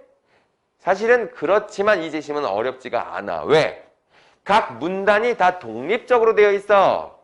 두 번째 문단만 조금 이 작도법 때문에 조금 헷갈릴 수 있지만 세 번째 문단이랑 네 번째 문단 같은 경우에는 위에 있는 작도법의 얘기가 거의 언급되지 않잖아. 문단 간의 긴밀한 연결이 별로 없는 제시문인 거야. 그러니까 내가 여러분들이 읽을 때 여러분들의 머릿속을 이렇게 세팅을 해야 된다는 거야. 이 제시문은 문단 간의 긴밀해서 이걸 알아야 다음을 알고 이걸 알아야 다음을 알아야 되는 제시문 같은 경우에는 하나하나 꼼꼼히 보는 게 맞아. 그런데 이게 문단 간의 관계가 다 읽고 나면 알잖아. 긴밀하지 않다. 긴밀하지 않으면 부분별로 어디가 뭐가 쓰는지 위치를 활성화하는 게 훨씬 더 효율적이겠지. 그치? 왜냐면 그래서 첫 번째 문단에 선원근법 그리고 두 번째 문단에 선원근법에 대해서 자세히 작도법 설명했잖아. 그 다음에 리드, 그 다음에 곰브리치야. 얘들은 아예 다른 견해를 제시한 사람들이지. 그러니까 만약에 여러분들이 이해 안 가는 부분이 있다 치자. 두 번째 문단에서 작도법이 이해가 안 갔어. 그럼 그 부분의 문제는 틀릴 수도 있는 거야. 하지만 세 번째 문단, 네 번째 문단에 관련된 내용까지 틀릴 이유는 없다는 거지. 그렇게 제낄 수가 있는 거야. 이건 어떻게 보면 요령이라고 볼 수 있지. 그치? 요령이라고 볼 수 있어요. 자, 그래서 요게 11번 문제 한번 봐봐. 알베르티의 작도법에 대한 질문이 나와 있어. 그치? 이거 좀 어려운 내용이겠지. 자, 근데 자, 봐봐. 4번 봐봐. 가상 시점에서 평면 하단의 점들을 순차적으로 볼 때, 자, 가상 시점이야. 가상 시점이라는 건 아까 오른쪽으로 돌아 나와 있는 B의 시점이잖아. 그치? B가 가상 시점이지? 자, 하단의 점들을 순차적으로 볼 때 시선이 하강하는 각도가 일정하게 커진다라고 돼 있지. 자, 왜 그래? 자, B 지점에서 얘들아, B 지점에서 여기 A, B, C, D로 선을 그었을 때, 자, 여기서 보면 다 동일해 보이지만 이거를 이렇게 이 평면에서 그은 선으로 수평선을 그었던 거 아니야. 그랬더니 얘가 좁아졌다가 점점 넓어졌었지? 그러니까 4번이 맞지. 일정하게 커진다는 점을 이용하였다. 그래서 아까 사들이 그려줬잖아. 윗부분 좁고 밑에 부분 넓어지는 거야. 그치? 상민이는 미술 공부 좀 하자. 그걸 왼쪽 게 더 현실과 가깝다고 얘기할 줄은 상상도 못했다. 나보다 더 심해 너. 나보다 더 심해. 내가 미술에 거의 완전 장애인이지만 너가 더 심하다. 자, 그 다음에 12번 문제 볼게요. 자, 파노프스키에 따르는 선원근법에 적용된 회화에서 우리가 보는 것은 사실적인 세계라기보다 수학적으로 추상화된 공간이다라는 거야. 선원근법은 추상화된 공간이래. 실제 공간이 아니라. 그치? 인간의 시선과 외부 세계가 일관성 있는 구조로 통합된 것으로 그것은 사실 인간의 눈에 보이는 것과 조금 다른 것일 수밖에 없다. 왜? 아까 인간의 눈이 약간 둥글다고 했잖아. 그치? 자, 파노프스키는 선원근법이 사실성을 구현하는 기법으로 모든 시를 관통할 수 있는 것이 아니라 중세의 억압에서 벗어나 인간의 합리성을 회복하려는 당대의 기대를 반영한 시대적 산물이다. 그러니까 실제 우리 눈에 보이는 것을 표현한 것이라기보다 그 시대가 굉장히 객관성과 합리성을 중시하는 시대였기 때문에 실제 그 사물의 특성을 보여주려고 했던 것이다. 이런 얘기겠지. 그치? 그래서 5번인데요. 곰브리치는 파노프스키와 달리 선언급을 사용해 실제와 괴리가 있더라도 인간의 경험적 기대를 충족한다고 보는 건. 자, 거기 곰브리치 부분에 가면 조금 왜곡이 있음에도 인간의 경험적 기대에 가장 잘 부합한다고 곰브리치가 주장했잖아. 그치? 근데 파노프스키는 경험적 기대와 조금 다르지만 그 시대가 요구한 기법이다라고 얘기한 사람이지. 그치? 다시 파노프스키는 그게 우리의 경험적 기대가 좀 다르더라도 그 시대가 요구한 합리성을 추구하려고 하는 그 시대의 산물이라고 파노프스키가 주장을 했어. 근데 곰브리치는 그게 아니라 실제로 우리의 경험적 기대와 가장 부합하는 게 선원권법이다. 이렇게 주장했잖아. 그러니까 5번이 맞게 되는 거지. 오케이? 이해하시겠죠? 자, 그래요. 자, 그렇게 되면 이 두 번째 제시문도 끝났습니다. 자, 선생님이 지금 내가 요 선원근법을 설명하는 거 이게 여러분한테 도움이 되겠니? 내가 미술 전공한 사람이야? 아니면 내가 무슨 선원근법의 대가야? 내가 그게 중요한 게 아니지. 선생님이 하는 얘기에서의 핵심은 이 문장, 이 전체 글의 구조와 함께 이걸 효율적으로 읽는 방법이 훨씬 더 중요한 거야. 효율적으로 읽는 방법이라는 건, 자, 두 번째 문단에서 읽을 때 너희가 조금 헷갈렸겠지만 그 부분을, 이렇게 하는 거구나라고 약간 대충만 알면 돼. 그렇게까지 자세한 지식을 알 필요가 없다고. 이건 이 순서대로 이렇게 되어 있구나. 이걸 외울 수도 있는 것도 아니고 그런 것도 아니야. 그냥 요 작도법을 이렇게 순서대로 설명한 거구나. A가 처음에 어떻게 찍히는 것이고 B가 어떻게 찍히는 것이고 점점 이 칸이 점점 넓어지고 약간 요걸 설명한 거구나 정도만 이해하면 되는 거야. 그 다음 문단에서는 그 선원근법이라는 것에 대해서 약간 반대하는 사람, 비판하는 사람, 그 다음에 이걸 옹호하는 곰브리치 이렇게 순서대로 설명을 했잖아. 그러니까 얘네들의 견해를 약간 분리해서 기억하면 되겠구나. 요거를 기억한 상태에서 그럼 곰브리치는 무슨 원리로 이걸 이렇게 했지? 그래서 크게 약간 너희들 그런 말 들어봤어? 이걸 내가 하라는 게 아니라 실제로 약간 천재들이 그 기억하는 방법 중에 포토그래픽 메모리라는 말이 있다면서. 나도 들었어. 나도 들은 얘기야. 포토그래픽 메모리라는 게 딱 보면 이거를 이렇게 암기하는 것이 아니라 내 눈으로 사진을 찍는다 생각하고선 딱 찍는 거래. 그리고선 그 사진에서, 그러니까 예를 들면 그 사진을 찍어놓고 내가 머릿속에 그걸 넣어놓고 그걸 읽는 거지. 그렇게 그 암기를 하는 애들이 있다고 하는 얘기를 들었어. 근데 내가 진짜 그걸 하라는 게 아니라 얘들아.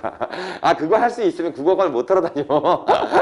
그치? 그걸 할 수 있으면 못 하러 다니겠어.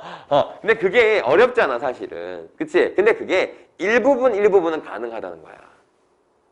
네가 전체를 다 할 수는 없지만 일부분은 할 수 있잖아. 그렇지? 그래서 지금 떠올려보면 이 작도법에서 얘가 어떤 순서를 했는지 그 다음 문단 뭘 비판했는지가 이렇게 그 약간 텍스트의 그 모양과 함께 딱 떠오르잖아. 그치? 그 떠오르는 부분을 잘 이용해보라는 거지. 잘 이용하면 훨씬 더 효율적으로 풀 수 있게 되는 거라는 거야.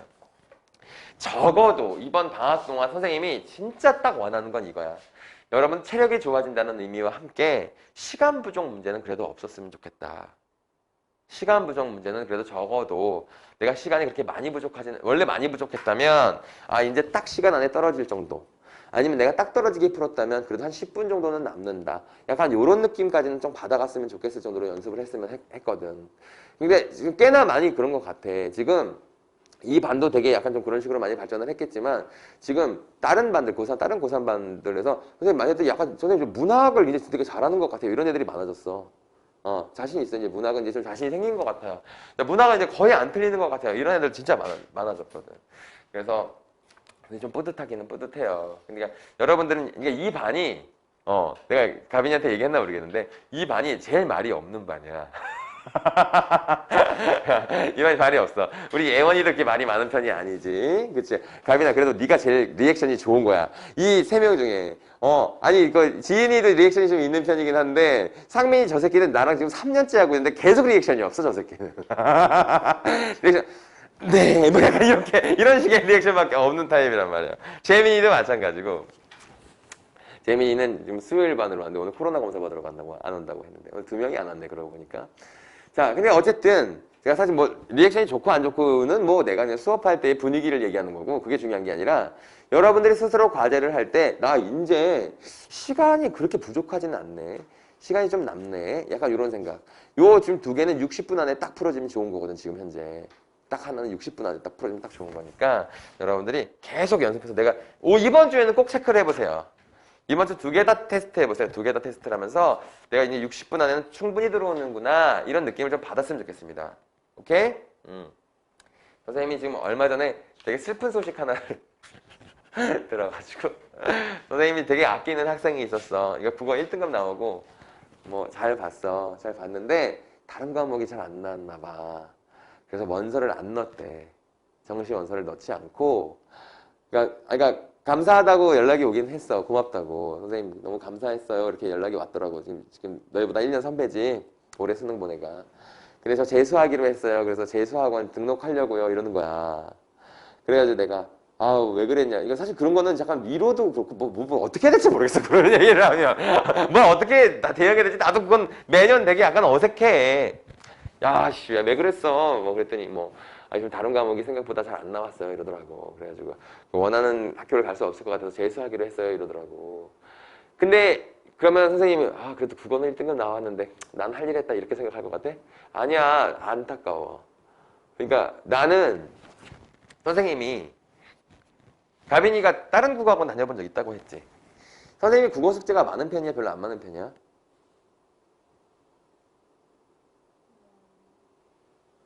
모르겠어? 별로 없었어? 선생님이 국어 숙제를 많이 안 내주니까 방학에는 이제 특수하니까 좀 많이 내준 그러니까 그렇다고 이것도 뭐 그렇다고 엄청나게 많은 건 아니잖아 얘들아. 리즈너블 하지. 근데 내가 평소에 국어 숙제를 많이 내주지 않는 이유는 국어는 꾸준한 게 더 중요해서 그래. 꾸준하게 올바른 방식으로 계속 주기적으로 연습만 하면 이게 죽이 되든 밥이 되든 올라. 그러니까 학생들이 이런 성향인 경우가 안 오르는 거야. 자, 오늘은 국어 하는 날. 진짜 빡 한번 해보자. 이런 거 있어. 이게 통하는 때가 있어. 그게 언제인 줄 알아? 10월. 9월이나 10월. 나머지 게 다 완성이 됐어. 근데 내가 하나가 부족한 게 있어. 그래서 그날은 내가 벼락치기처럼 하루를 온전하게 나 국어에서 예를 들면 문학에서 내가 고전 시간을 못한다. 고전 시간만 한번 투자를 해보자. 그래서 하루를 투자하면 그러면 그게 진짜로 늘어. 왜? 다른 게 완성이 돼 있으니까. 그런데 오해하는 게 막 다들 오늘 국어 하는 날 국어를 한 4시간, 3시간 정도 하고 오늘은 약간 수학을 조금 줄이고 막 이렇게 하거나 뭐 일주일에 한 2번 정도 이렇게 한다. 이렇게 하는 경우에는 조금 효율이 낮아. 그래서 어떻게 하는 게 좋으냐면 국어는 그냥 꾸준히 손을 안 놓고 하루에 30분을 하든 1시간을 하든 2시간을 하든 그건 상관이 없어. 많이 하면 좋지. 상관이 없어. 근데 1시간을 공부했으면 그 다음 날은 어제 한 거를 점검하고 다음 걸 이렇게 해봐야겠다는 생각하고 그리고 그 다음 날은 그러면 이게 어저께 생각했던 것들을 그대로 한번 적용해서 한번 풀어보고 그 다음에 점검하면서 다시 약간 이런 단점들이 있었네. 이거 한번 수정해보자. 이렇게 해서 2회나 두 개의 분량 정도가 일주일에 하는 가장 최적의 양이야. 그 다음에 그럼 나머지 3일은 뭐해? 3일 다니고 이틀 정도겠지. 하루는 쉰다고 치고. 이틀 정도는 문학이나 이렇게 공부해야 되는 거 있지. 그러니까 연습 나흘. 연습 점검 나흘에 그 다음에 지식을 습득하는 거. 지식 습득은 독서는 아니겠지 얘들아. 문법이나 문학이야. 문법이나 문학 이틀 공부하는 시간. 이렇게 해서 6일을 채우면 가장 이상적인 거야. 그거를 꾸준히 하는데 이걸 꾸준히 한다는 것의 그 정의는 그냥 쉬지 않고 계속, 그러니까 매일 하는 거야, 매일. 매일 하면서 그 의미를 매번, 그러니까 해야 되니까 하는 게 아니라 오늘은 이걸 한번 해봐야겠다, 이걸 한번 해봐야겠다는 컨셉을 갖고 봐야 되는 거야. 컨셉 읽기를 해야 돼. 근데 다들 사실 그렇게 못해. 그래서 내가 그렇게 하라고 얘기를 계속 강조하는데 그 컨셉 읽기를 계속 꾸준히 하는 학생들이 진짜로 약간 효율성이 좋아. 그래서 걔들이 점수가 빨리 오른다고. 솔직히 상민아, 너가 주체적으로 국어 수능 공부를 선생님 내린 과제 빼놓고 한 적이 있어? 있긴 있겠지만 뭐 거의 없지. 근데 거의 없잖아. 그치? 보면 알아 이 새끼야. 아니 근데 상민이는 지금 성취도가 굉장히 좋아졌어. 많이 좋아졌어. 근데 예원이 그럴 시간이 있어? 국어 시간을 국어 따로 공부할 시간이 있어? 과제 말고? 과제 이외에 따로 공부할 시간이 좀 나? 잘 안 나지 않아? 다른 거 하기 바쁘지. 사실 다른 거 하기가 되게 바빠. 그치? 그리고 이제 너희들 지금은 그래도 약간 국어 공부 할 거야 아마. 영상 과제도 열심히 하고. 너희들이 만약에 4월이 됐다고, 5월이 됐다 치자. 중간고사 끝났어.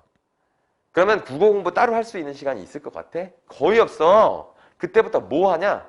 수능을 대비한 애는 다 그때부터 탐구해. 탐구에 올인해야 돼. 탐구에 막 몰빵해야 된다고. 그래서 장난 같지만 작년에도 그랬고 올해도 그럴 예정인 건데 너 대학 입시 제도가 어떻게 바뀌었는지 정확하게 모를 수 있어. 너희들 잘 모르지? 어떻게 바뀌었냐면 지금 이게 통합형 모집을 하는 거잖아. 문이과 구분이 없어졌지? 그래서 이과 선택했던 애들이 사회탐구로 전환하는 애들이 많아. 이과 했던 애들이 사회탐구로 전환해. 그러면 그렇다고 해서 문과로 지원하는 게 문과로 가는 게 아니잖아. 그리고 문과로 가도 이과로 전환이 가능해. 이과로 전과가 가능해. 요즘에는 모든 학교들이 다. 대부분 다 그렇다고. 그래가지고, 그러니까 통합 모집을 하니까. 문이과 통합 모집을 하니까. 그래서 애들이 뭐 예를 들면 이런 거지. 그러니까 내가 이과 공부하는데 과학탐구가 너무 부담이 많아서 잘 점수가 너무 안 나오는 거야. 1등급이 전혀 나올 가능성이 없어. 근데 자기가 암기를 좀 잘해. 그러면 나 그냥 문과 사회탐구 과목으로 공부해야겠다 해서 사회탐구 과목 공부해버려. 그래서 수능은 사회탐구 과목을 보는 거야. 그래놓고 지원은 이과로 지원할 수가 있거든. 이과로 지원을 해. 아예 그냥 점수만 높여놓는 거야, 그냥. 이런 애들도 되게 많아. 그러니까 다들 많았기 때문에 그때 그런 거 혼란스럽게 막 결정하고 그러느라고 4월 이럴 때 5월 이후로는 국어 공부를 따로 이렇게 할 수 있는 시간이 그렇게 많지 않아. 그러니까 어떻게 루틴화를 시켜놔야지 그나마 할 수 있는 거야. 딴소리 그만하고 자 14, 17번 여기까지 이건 금방 하고 끝내겠습니다. 자 14에서 17번은 자 요거 제시문 구조 한번 보자. 자 첫 번째 문단에서 사단과 칠정을 설명하고 있어요. 자, 사단과 칠정을 설명하는데, 자, 칠정은 희노애락, 애고욕이라고 해가지고, 우리가 느끼는 그런 감정들 있잖아. 뭐, 화나고, 뭐, 기쁘고, 막, 뭐, 슬프고, 뭐, 이런 거 있잖아. 그지? 사단은 수호지심, 측은지심, 뭐, 이렇게 해가지고, 이건 되게 약간 좋은 거. 이거 아주 뭐라고 하지? 스프레이시야. 그래서, 거기에 보면, 사단은 측은지심, 수호지심, 사양지심, 시비지심이며, 사사로운 감정, 얘는 사사로운 감정이 되잖아. 사사로운 감정인 칠정 이렇게 있는데 자 기본적으로 사단과 칠정 중에는 무조건 사단이 좋은 거다. 이 사단은 그래서 어디서 나오는 거냐면 우리가 주기론, 주리론 성리학에서 보면 리와 기가 있잖아. 이 리라고 하는 건 아주 기본적이고 근본적인 정신을 얘기하는 거야. 근본에서 튀어나오는 게 리고 기는 겉으로 드러나 있는 것, 물질 세계의 것 이런 뜻이거든. 이게 기에서 나온 것이 칠정이다. 그래서 얘는 기이다. 이렇게 얘기를 했어. 기에서 바라는 것이라고 보는데 자 이렇게 생각한 사람이 누구냐 하면 이렇게 생각한 사람이 이황이야. 이황이 이렇게 생각했다는 거야. 그래서 사단과 칠정이 모두 기에서 발하는 것이라면 기대승 간의 논쟁이 대표적이라고 했는데, 자, 이거는 기대승은 너희들 알겠지만 뒤에는 안 나오니까, 자, 기대승은 둘 다 기에서 나온다. 이렇게 얘기했어. 근데 이거 둘이 싸웠었대. 자, 그래서 이렇게 어떻게 실천적 견해로 차이로 이어졌는데, 조선 후기의 이익이란 사람은 이황의 입장은 계승하면서도 사단만 강조하는 관점에서 벗어나 칠정도 공적이고 도덕적인 행위가 됐을 때는 공칠정을 강조하여 사단 칠정의 실천적 의미를 더 부각하였다라고 해서 여기서 추가로 나온 게 누구냐면 바로 이익이야. 그치? 자, 이익은 이황의 입장을 계승한 거 맞아. 그런데 그래서 사단이 리이고 칠정이 기인 것도 인정. 하지만 칠정에 대해서 견해를 달리했지. 이 칠정에 공칠정이라는 애가 있다는 거야. 자, 그러니까 사단을 통해 보통 칠정을 통제해야 되는 것. 그러니까 칠정은 부정적인 것이라서 통제해야 되는 것이다. 이렇게 얘기를 했었다고. 그런데 이게 이황의 견해야. 이익은 사단은 리이고 칠정이 기인 것까지는 인정을 하겠으나 이 칠정에 대해서 뭐라고 얘기하느냐? 공칠정이라 해서 굉장히 통제할 필요가 없이 굉장히 좋은 의미의 칠정도 있다. 이렇게 얘기를 한 거야. 오케이? 자, 그게 이제 공칠정에 대한 견해를 이익이 얘기한 거야. 그래서 두 번째 문단으로 넘어가는 거야. 그래서 이황에 대해서 견해를 조금 더 추가해서 설명했어. 자, 이황은 뭐라고 얘기했냐면 인간의 본성을 본디부터 지니는 선인 본연지성이 있고, 자, 이황이 본연지성이라는 것이 있다라고 얘기했어. 자, 본연지성과 물질의 영향을 받는 기질지성으로 구분을 했대요. 자, 우리가 눈치챘겠지만 본연지성은 약간 리와 관련이 있는 것이고 기질지성이라고 하는 건 기와 관련이 있는 거야. 자, 이와 달리 이익은 인간의 실제하는 본성은 이와 기의 합인 기질지성뿐이다. 자, 그런데 이 이익은 본연지성이 따로 존재하는 것이 아니라 기질지성만 존재한다. 이렇게 얘기를 했다고. 자, 기질지성에 존재하는데 이 기질지성을 되게 넓게 본 거야. 얘가 본연지성은 기질지성에서 이만을 가리켜 말하는 것으로 별도로 실제하지 않는다고 봤다. 그래서 기질지성 중에 리와 관련된 걸 본연지성으로 본다. 자, 이렇게 얘기한 거야. 그러니까 이황은 얘가 따로 존재한다고 얘기를 했는데 이익은 기질지성만 있어. 근데 기질지성 중에 네가 바란 것을 본연지성이라고 부른다라고 얘기를 한 거야. 무슨 말인지 알겠지? 얘는 서로 따로 존재한다. 얘는 그 안에 네가 바란 것을 본연지성으로 따로 부른다. 이렇게 얘기한 거라고. 그냥 비슷한 얘기야. 그래서 얘는 실제하지 않아. 그래서 결국에 모두 이가 응한 것이면 이익과 이황은 이익은 이황과 달리 사단과 칠정 모두 이가 응한 것이다. 그래서 이익이 또 뭐라고 했냐면, 자, 사단과 칠정은 모두 다 이가 바란 것이다. 그러니까 네가 바라는 것인데 응한 것이지만 사단은 외무 사물을 느낄 때 이가 곧바로 응한 것이고, 그래서 자, 이 사단이라고 하는 애는 이가 곧바로 드러난 것이고 칠정은 뭐를 거쳐서 드러난 거라고 얘기했는데, 칠정은 외부 사물이 신체의 기인 형기를 촉발시켜서 형기가 매개할 때 이가 응한 것이가 된다. 얘가 여기에 이가 응하여서 나타나는 것이다 라고 보았다. 예를 들어 육체의 아픔인 형기의 매개에 이가 응하여 드러난 노여움이 곧 칠정 중에 하나인 것이다 라고 했어. 그러니까 자, 이 칠정에서 원래 사단과 칠정이 다 이에서 발한 거는 맞아, 얘들아. 여기까지 이해했지? 근데 이 사단은 이가 곧바로 나온 것이 이 사단이고, 이가 칠정을 설명할 때는 어떻게? 칠정은 이가 곧바로 나온 것이 아니라 형기, 우리 몸이 느끼는 감각이나 아픔, 이런 것들을 거쳐서 나온 거다라는 거야. 오케이? 이 칠정은. 자, 그렇게 얘기한 거지. 자, 그래서 형기가 매개됐다는 의미에서 기가 발한 것이라고 보았다라고 하니까. 그래서 결국에 형기를 거쳐서 이가 나온 것, 이것을 뭐라고 한다? 기라고 하는 것이다. 이렇게 설명한 거야. 이렇게 설명한 거다. 자, 그래서 이황의 관점에 따르면 사단은 도덕적 행위의 동기가 되며 칠정은 사사로운 감정으로 악행의 동기가 되므로 인간은 사단을 확증하고 칠정을 제어하기 위해서 수행을 하는데, 이건 비슷하지만 형기가 매개가 된다는 점에서 이발인 것이 아니라 기발인 것이지만 결국 이가 응한 것이라는 점에 주목하였다. 자, 봐봐. 자, 그래서 칠정이, 자, 요게 잘 봐야 돼, 이제. 칠정이 결론적으로는 기가 나온 것인가 기발이지. 결론적으로는 기가 나왔잖아. 형기를 거쳐 나오는 이니까 결국에 기다라고 했잖아. 그런데 결국엔 이를 통해서 나왔지. 그렇지. 이를 통해 나왔기 때문에 얘가 수양을 통해서 없애야 되는, 그러니까 통제해야 되는 애가 아니라고 얘기한 거야. 이익은. 뭐다? 거기서 이제 이게 공칠정이 나오는 거지. 자, 그래서 거기 부분 다시 한번 읽어볼게. 칠정 역시 형기가 매개가 된다는 점에서 이발인 것이 아니라 기발인 것이지만, 기가 발한 것이지만, 결국 이가 응한 것이라는 점에 주목하여 형기와 이가 응해야 기가 된 거잖아. 자, 그 점에 주목하였다. 칠정은 배우지 않아도 바라는 사적인 감정이므로 칠정만을 행하려면 인간의 행위는 결국 악으로 흐를 수밖에 없겠으나 칠정을 계속 그냥 순수한 상태로 두면 안 좋아. 하지만 성인이 그러다 사단으로 칠정의 발현이 제어되면 칠정도 공적인 감정으로 선하게 되어 공실정이 될 수 있다. 이 공실정이라는 말은 되게 쉽잖아. 공실정이 뭐냐면 배가 고프면 화나지. 그치? 야, 나 근데 이거 얘기하면서 갑자기 생각났는데 내가 어저께 인간의 그 감각이라는 게 굉장히 간사하다는 걸 느꼈잖아. 내가 사실 되게 먹는 걸 좋아하거든. 그러니까 내가 이제 그 삶에 뭔가 낙이 먹는 거야. 근데 난 되게 소박해. 뭔가 대단히 맛있는 걸 먹고 그런 게 아니라 그냥 그날 꽂히는 게 있어. 뭐 예를 들면 오늘 낙지가 먹고 싶다. 그러면 뭐 낙지 되게 비싼 낙지 먹는 게 아니라 그냥 낙지 볶음밥 이런 거. 그 정도에 되게 만족하고 아 낙지 오랜만에 먹으면 맛있네. 왜냐면 요즘에 코로나가 더 있어서 더 그래. 보통 선생님 되게 조심성이 없는 사람처럼 보이겠지만 그렇다고 해서 내가 여러분들도 코로나를 옮길 수도 없잖아. 그래서 나 밖에서 외식을 잘 안 해. 보통 일반적으로 다 시켜 먹어.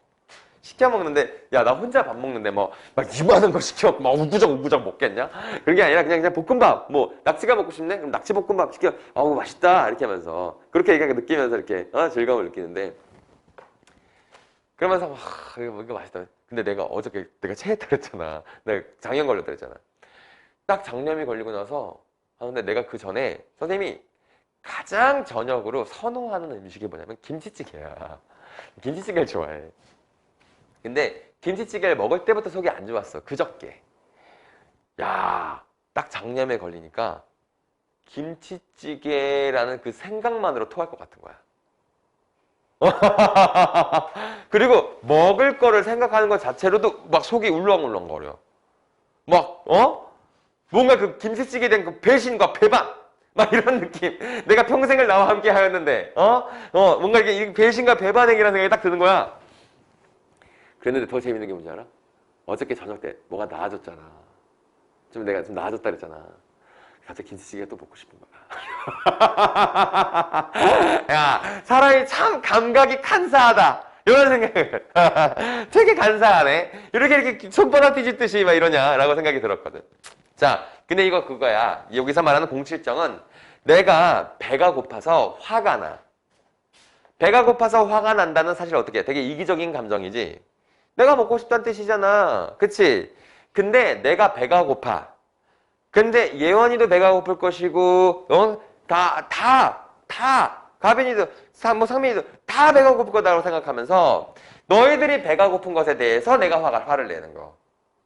이게 공칠정인 거야. 그치? 거기 나와 있죠? 그래서, 배고프고 입지 않으면 춥다. 이러한 형기에 바란 노여움이나 슬픔 같은 칠정은 사사로운 것인데 성인의 칠정은 개인적 차원에 머무르지 않고 사단처럼 공적인 것으로 발현된다. 다른 사람이 배고프고 추운 것에 눈을 돌려 이를 노여워하고 슬퍼하는 것이다. 다른 사람의 슬픔과 다른 사람의 추운 것과 다른 사람이 배고픈 것에 슬퍼하는 것. 이게 따르면 성인은 욕망해야 하는 마땅한 대상을 욕망하고 미워할 마땅한 대상을 미워한다. 그래서 칠정도 도덕적 행위의 동기가 될 수 있는 것이다. 그치? 칠정을 되게 사사로운 감정만으로 치부해버리지 말자 이런 거야. 자, 그 이유가 근거가 뭐라고? 다시 한번 볼게. 너희들 이거 문제 풀 때 이거 되게 헷갈렸을 거라서 다시 한번 얘기하는 거야. 형기가 이에 응하여 나온 게 칠정이야. 형기가 네 이와 같이 응해서 나와. 그래서 결국엔 칠정은 형기와 이가 응한 것이라서 기발이야. 기가 나온 것이 맞아. 근데 이 기가 나온 것이지만 결론적으로 얘는 이에서 나온 것일 수 있다는 거지. 그래서 이 칠정도 무조건 나쁘고 통제해야 되는 것으로만 보아서는 안 된다 이렇게 얘기를 한 거야. 알겠지? 그래서 공칠정도 존재할 수 있다. 그럼 이황이 뭐가 달랐겠니? 이황은 본연지성이 리고 기지성이 기고 그래서 사단 칠정에서 칠정은 통제가 되어야 되는 아이고 이렇게만 설명을 했잖아. 칠정은 사단에 의해서 통제돼야 되는 애야. 얘 자체로서 좋은 게 아니야. 근데 이익은 이 칠정도 공칠정이라는 아이 같은 경우에는 좋은 걸로 나올 수 있다. 이렇게 얘기를 한 거지. 그게 다른 점이야. 이황이랑. 그래서 이익에 따르면 자 마지막 문단이야. 감정의 두 가지 기준으로 구분 가능하다. 한편으로 이가 형기와 무관하게 직접 발한 감정인 사단과 이가 형기의 맥에 의해 발한 감정인 칠정의 구분이 있으며 다른 한편으로는 공적인 감정과 사적인 감정의 구분이 있다. 자 이제 이게 싹 정리가 되지. 이거 마지막 문단에서 싹 정리해놨어. 여기서 공적인 감정에는 사단과 공칠정이 포함이 된다. 그래서 사단과 공칠정. 그러니까 좋은 감정이 얘는 사단이 좋은 거. 이황은 사단은 좋은 거. 칠정은 나쁜 거. 이랬잖아. 이익은 사단 플러스 공칠정이 좋은 거. 그리고 나쁜 거가 있을 텐데 나쁜 거가 있어. 자, 물론 원리적 측면에서 발생적 구분인 전자의 구분이 더 중요하지만 실천적 측면에서 후자의 구분이 더 큰 의미를 가질 수가 있다. 자, 그러니까 원래 이론적으로는 이황의 견해가 맞지. 그런데 약간 실질적인 측면에서는 이익의 견해도 맞다는 얘기야. 공칠정을 포함시키는 게. 이익의 관점에서 보면 우리는 수행을 통해 사단을 확충하고 공동체인 타인과 맞고 배우는 과정을 거침으로써 사적인 칠정에 모르지 않고 이를 공적인 가치를 지향하는 감정을 만들 수 있다. 자, 그러니까 이 마지막에 안 좋은 게 뭐겠어? 사적인 칠정이지. 오케이? 사적인 칠정은 좋지 않고 사단과 공칠정까지 좋고 사적인 칠정은 안 좋고 이렇게 된 거야. 알겠어요? 자, 근데 요게 철학지심은 치고 뭐 그렇게 어려운 건 아닌데 철학지심은 치고 요게 이 리와 너희들 그러니까 그 우리가 인문지심문 중에 제일 어려운 지심문을 꼽으라라고 하면 무조건 동양 철학이야. 그 중에 주기론, 주리론. 이거 왜 어려운 줄 알아? 알아? 왜 어려운 줄 알아? 똑같은 말 같아. 구분이 안 돼. 비슷해. 야, 이거 사실 내가 이거 아까 왜 이거 계속 왜 얘기했냐, 이거. 아니, 이게 뭔 상관이야, 이게. 아니, 아니, 나는 이거를 나는 이렇게 조금 이렇게 이 재심을 많이 봐가지고, 이호 재심은 아니고, 주리론, 주기론 재심문이 많아. 그래서 봐서 조금은 알겠는 건데, 이거 봐봐. 직접 발했다. 실정도 결국엔 발했다. 근데 둘이 같이 응했다. 그러니까 기론이다. 뭐가 이렇게 중요한 거야, 이게? 뭐가 이렇게 중요한 거야? 근데, 너무 비슷해 보여, 말이. 그래서 막, 이런 애들이 들어 싸운다니까? 리가 기를 타고 나온다. 아니다. 리와 기가 응한 것이다. 아니다. 기가 리를 타고 나온다. 이거 갖고 싸워. 동양 철학이 그래서 어려운 거야. 다 똑같은 말 같은데 뭐 이승 기발론 막 이런 것들이 있단 말이야. 난 무슨 말인지 자 구분 안 돼. 근데 텍스트로 풀어야 돼. 별 수 없어. 텍스트로 풀어야 돼.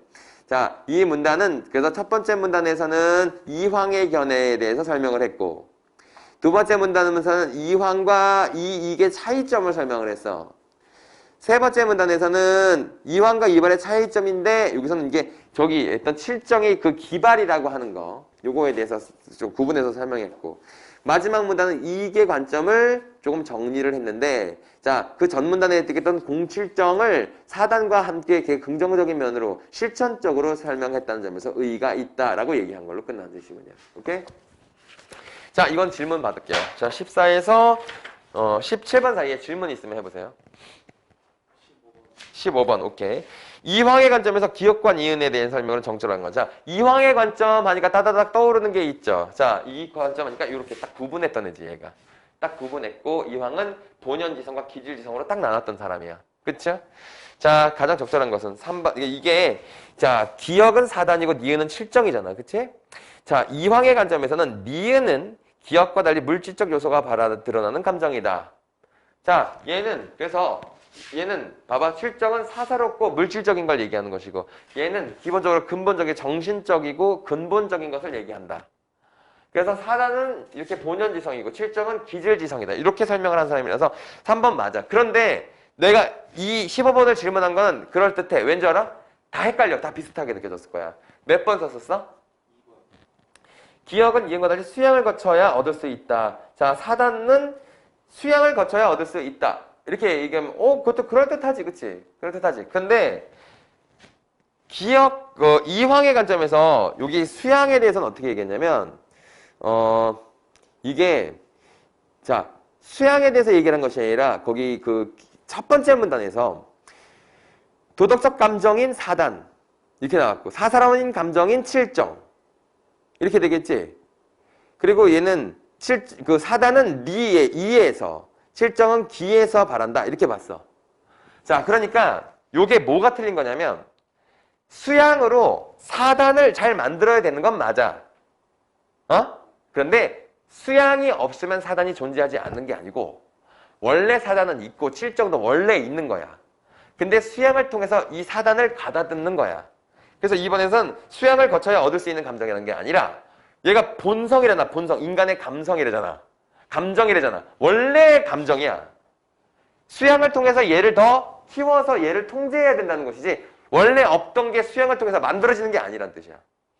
무슨 말인지 알겠어? 그러니까 이게 15번 문제 다 헷갈린다고 하더라고 이게. 다 거기서 거긴 것 같아요 이렇게 얘기하더라고요. 그래서 또 질문 없으신가요? 없어요? 없어요? 그럼 쉬었다 하겠습니다. 금방 해. 자, 이건 금방 하니까 봅시다. 자, 요게 18에서 22번에 있는 제시문 한번 볼게요. 자, 요거는 하나는 박태보전이고 하나는 오장군의 발톱이라는 작품이에요. 그쵸?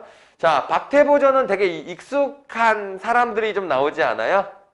여기 지금 숙종, 숙종, 인현왕후가 나올 거야. 인현왕후가 나오는데 숙종하면 누구의 남자? 자, 숙종하면 떠오르는 사람 누구야? 가빈아. 그렇지, 장희빈. 근데 이 장희빈은 사실은 굉장히 저평가받은 사람이야. 아니, 장희빈이 아니라 숙종. 숙종은 사실 굉장히 훌륭한 왕이야. 장희빈한테. 사실은 훌륭. 질문. 장희빈은 되게 우리나라 지금 사극에서 그 당대 가장 예쁘다는 사람만 장희빈 역할을 하거든. 옛날에 전인화도 한 적이 있고 김태희도 장희빈을 했었을 거고 뭐 하여튼 아주 당대 최고로 예쁘다는 사람들은 대부분 다 장희빈을 해. 그러면 장희빈이 예쁜 걸 어떻게 알아? 너 그게 신기하지 않아? 사진이 있는 것도 아니고 뭐 외모를 누가 묘사해 놓은 것도 아니고 그거 왜 장희빈이 예쁜 거 어떻게 할까? 가빈이가 졸리다니까 질문을 좀 해야겠다. 야, 어떻게 할까? 장희빈이 되게 예쁜 사람이라는 거 어떻게 알아? 어떻게 할 것 같아? 상현, 기록을 했다고? 아니, 장희빈의 외모를 기록해놔? 그 왕조실록에, 조선왕조실록에 외모에 현혹돼서는 안 되옵니다가 되게 많대. 그러니까 외모에 현혹이 된다고 사람들이 느낄 만큼 예뻤나 보지. 그렇지? 예전에 그 중국에서 가장 예뻤던 사람이 양귀비잖아. 양귀비라고 알지, 중국 역사에. 양귀비라고 들어보지 않았어? 양귀비도, 이 사람 이름이 뭐더라? 양뭐고, 귀비라고 해가지고, 실제로 이제 본실이 아니라 이제 거의 첩처럼 들어갔던 사람인데, 그 중국의 그 황제가, 그 양귀비, 그러니까, 그것도 이제 그 양귀비가 엄청나게 예뻤다 안 예뻤다는 그 기록은 약간 사기 같은 소설에 써 있는 거지 실제로 그 얼마나 예뻤는지는 알 수 없잖아. 근데 양귀비가 예뻤다는 걸 어떻게 우리가 생각할 수 있을까? 그 왕이 그 귀비를 드리고 나서 그 나라가 망했어. 왜 망했냐면 황제가 정사를 돌보지 않았어. 걔 방에서 나오진 않았대. 그러니까 예뻤구나 이렇게 생각하는 거겠지. 아니 그게 자세하게 묘사해서 기록되거나 우리가 확인할 방법이 없잖아. 근데 예전에 양귀비 그림을 보면 지금 봤을 때 하나도 안 예뻐. 양귀비 되게 대두야. 그리고 뚱뚱했어.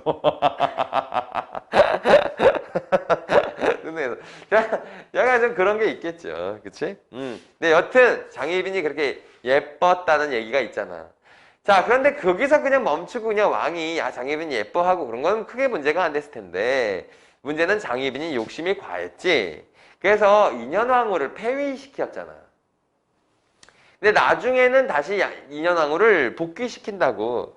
그때 원래 왕은 중국에서 온 어떤 사람들이 아니면은 이게 마중을 나오거나 하는 일이 없지. 왕은 그 나라에서 가장 높은 군주인데.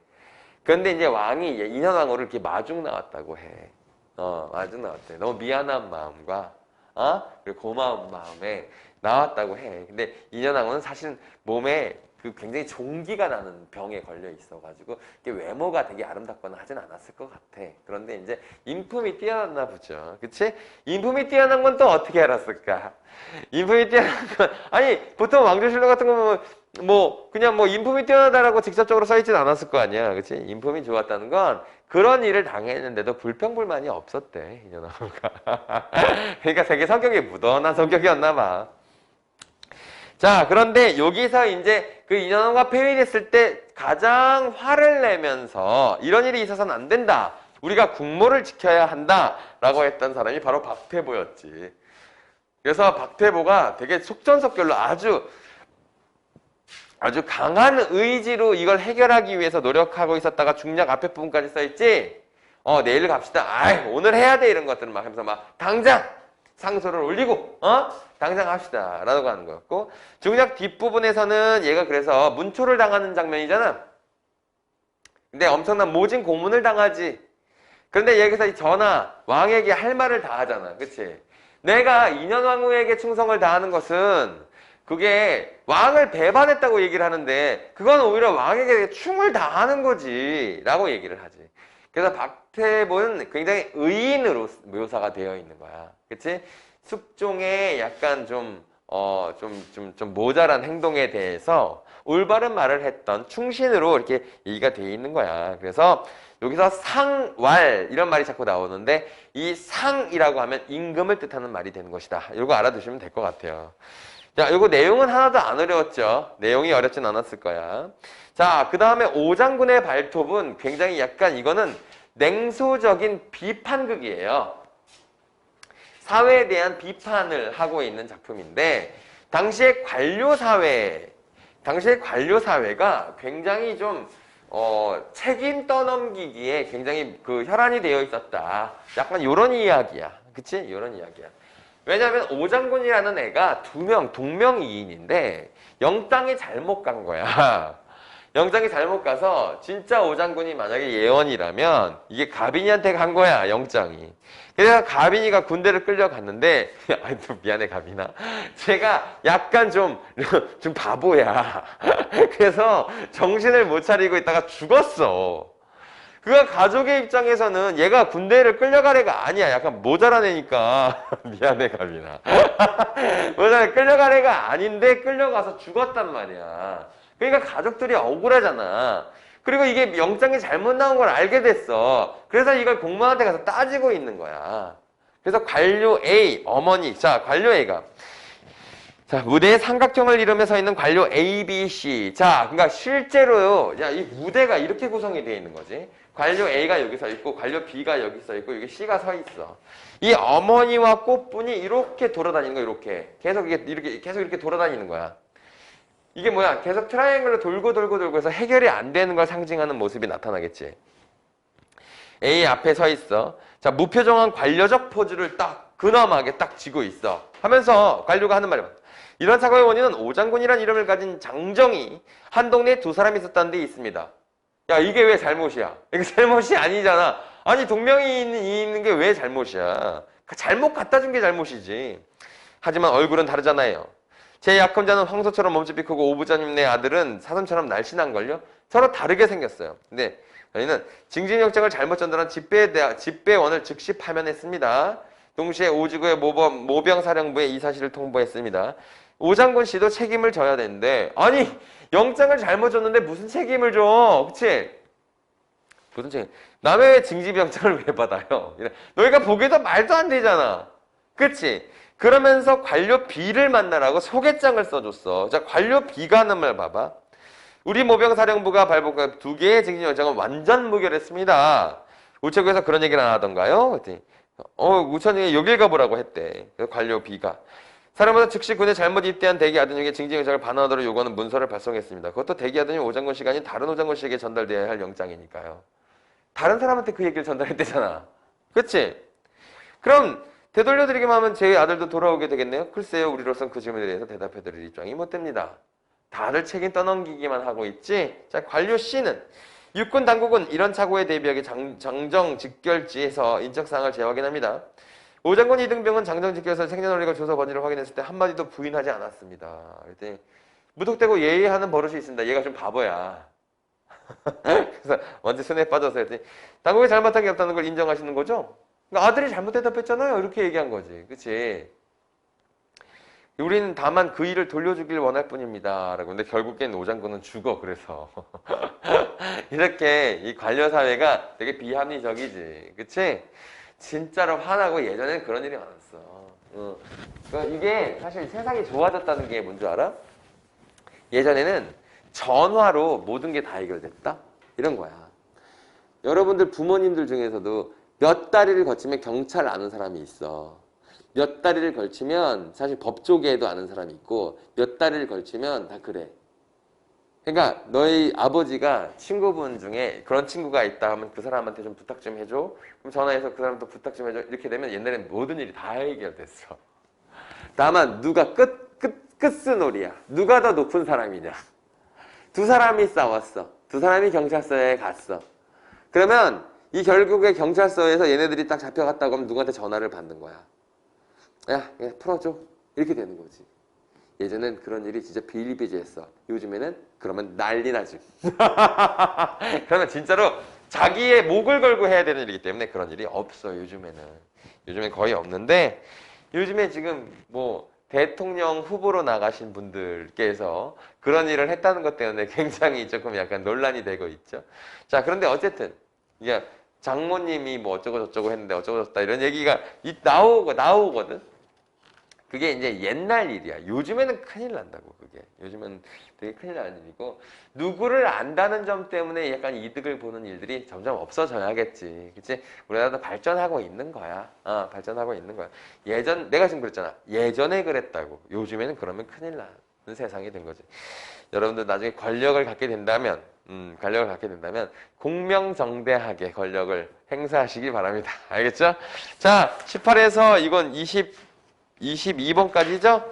이거는 질문 있으면 먼저 받아볼게요. 질문 있으면 해보세요. 질문 없어요? 자, 질문 없으시면 요거는 어려운 문제가 없어가지고 어려운 문제가 없었는데 그래, 어려운 문제 없었으니까 넘어갑시다. 넘어가도 되겠어요? 이거 자, 23에서 26번 가볼게요. 자, 이세계 유감이라는 시를 보겠습니다. 자, 이거는, 그러니까 고전시가 중에 한 시는 사실 그렇게 어렵지 않거든. 왜 안 어려운 줄 알아? 이게 한자로 이렇게 써 있잖아. 야, 너희들이 고려가요나 옛날에 향가나 이런 것들이 어려운 이유는 그게 옛 국어로 써 있어서 어렵잖아. 근데 한시는 원래가 한자로 써 있으니까 이거를 풀어서 쓰는 건 다 한글로 푼단 말이야. 요즘 말로 푼단 말이야. 그래서 현대시랑 비슷해. 비슷해서 그냥 비슷하게 해석하면 돼. 표면적으로만 해석하면 된다고. 있는 그대로. 근데 요게 내용이 조금 여러분들이 보기 힘든 내용이었던 거야, 이게. 그래서 이게 해석이 어려웠다는 학생들이 있는데 좀 자세히 해석해보면 이 이야기는 뭐냐면 자기가 너무 한쪽에 치우친 시 작품을 쓰지 말자. 이런 내용이야. 자, 봐봐. 시가 사람을 궁하게 하는 것이 아니라 궁함이 시를 오묘하게 하는 것이지. 내가 시를 쓰는 것 때문에 가난한 것이 아니라 가난하니까 내 시가 좀 더 아름답게 느껴졌나 보다. 이런 얘기야, 이건. 그치? 나의 길은 지금 세상과 맞지 않으니 지금 내가 쓰는 이 글과 내가 사는 인생이 이 세상에 어울리는 짓은 아니다. 이런 얘기야. 어울리는 짓은 아니니 혼돈한 세상에서, 그러니까 이 자기 세상은, 그러니까 이 현재의 세상은 혼돈한 세상이거든. 근데 자기는 그게 혼란스럽지 않은 삶을 살고 있는 사람인 거야. 자, 세상에 괴로이 찾고 있네. 그래서 나는 되게 아름다운 시를 쓰고 싶거든. 근데 지금 혼란한 세상이잖아. 그래서 어울리지가 않아. 빙설이 살과 뼈를 찌르지만, 이건 내가 혼돈한 세상이라고 했으니까 이게 왜 썼는지는 알겠지? 이게 외부의 상황이 좋지 않지만 기쁨으로 내 마음은 절로 녹아드네 라고 했잖아. 그러니까 얘가 그게 어울리지 않는 거야. 자기는 기쁨을, 내가 외부의 상황은 안 좋아도 나는 이상하게 기쁨이 녹아들어. 그래서 그게 시로 나오는 거야. 이렇게 얘기를 한 거야. 옛사람의 말을 비로소 믿을 수 있겠네. 네, 그러면서 이게 왜 그렇지 하면서 생각해 봤더니 옛사람이 여기에 대해서 얘기를 해놓은 게 있었던 거야. 좋은 시구는 궁하게 떠도는 데서 나온다는 것을. 그러니까 좋은 식구는 가난하면 나온다. 이런 얘기를 옛날 사람이 한 적이 있었는데 자기가 이렇게 혼란한 세상 속에서 가난하게 살고 있거든. 근데 내가 이 가난함 때문에 이 글귀가 사람들이 좋아하는 것 같아. 이런 얘기 한 거야. 그러니까 쉽게 말하면 여기까지는 내 시가 인기 있는 이유는 이거야. 가난해서야. 이런 얘기야. 화평한 때에는 빛나는 태양이 아름답고 평소에 일반인들은 이렇다는 거야. 되게 좋은 세상에서는 모든 것이 다 아름다워 보여. 참혹할 때는 슬픈 바람이 일어나. 그치? 참혹할 때는 슬퍼. 자, 봐봐. 기쁠 때는 그럼 기쁜 시만 돌아다니고 안 좋을 때는 안 좋은 시만 돌아다니고 자, 이럴 수도 있지. 근데 자기는 그렇지 않은 삶을 살고 있잖아, 지금. 안 좋은 세상에서 아름다운 시를 쓰고 있잖아, 지금 자기가. 그렇지? 자, 눈을 따라 마음의 절로 움직이니. 그러니까 사람들은 뭘 보느냐에 따라서 시를 쓴다는 거지. 그런데 애써 그 중도를 구해야 하는. 근데 나는 중도를 찾으려고 하는 거야. 그래서 참혹한 세상에서 아름다운 시를 쓰는 거란다. 이런 얘기 하는 거라고. 중도는 벼랑간에 이르기 어려운 것이라 군자는 마땅히 수양에 힘써야 하느니. 그래서 나는 수양에 힘써야겠어. 왜? 혼돈한 세상에서 아름다운 시를 써야 되니까. 가난에다가 더해서 중도를 찾아서 내가 수양을 해야 되겠어. 이런 얘기를 한 거야. 무슨 얘기인지 알겠어요? 이게 되게 어려웠나 봐. 이게 어려웠니? 요 시가 무슨 뜻이 좀 어려웠어? 결국에 그러니까 있는 그대로만 해석하면 돼. 있는 그대로만 해석하면 돼. 뭔가 이렇게 좀 더 깊이 있는 의미가 있다고 생각하면 안 된다니까? 그냥 써 있는 대로 보면 돼.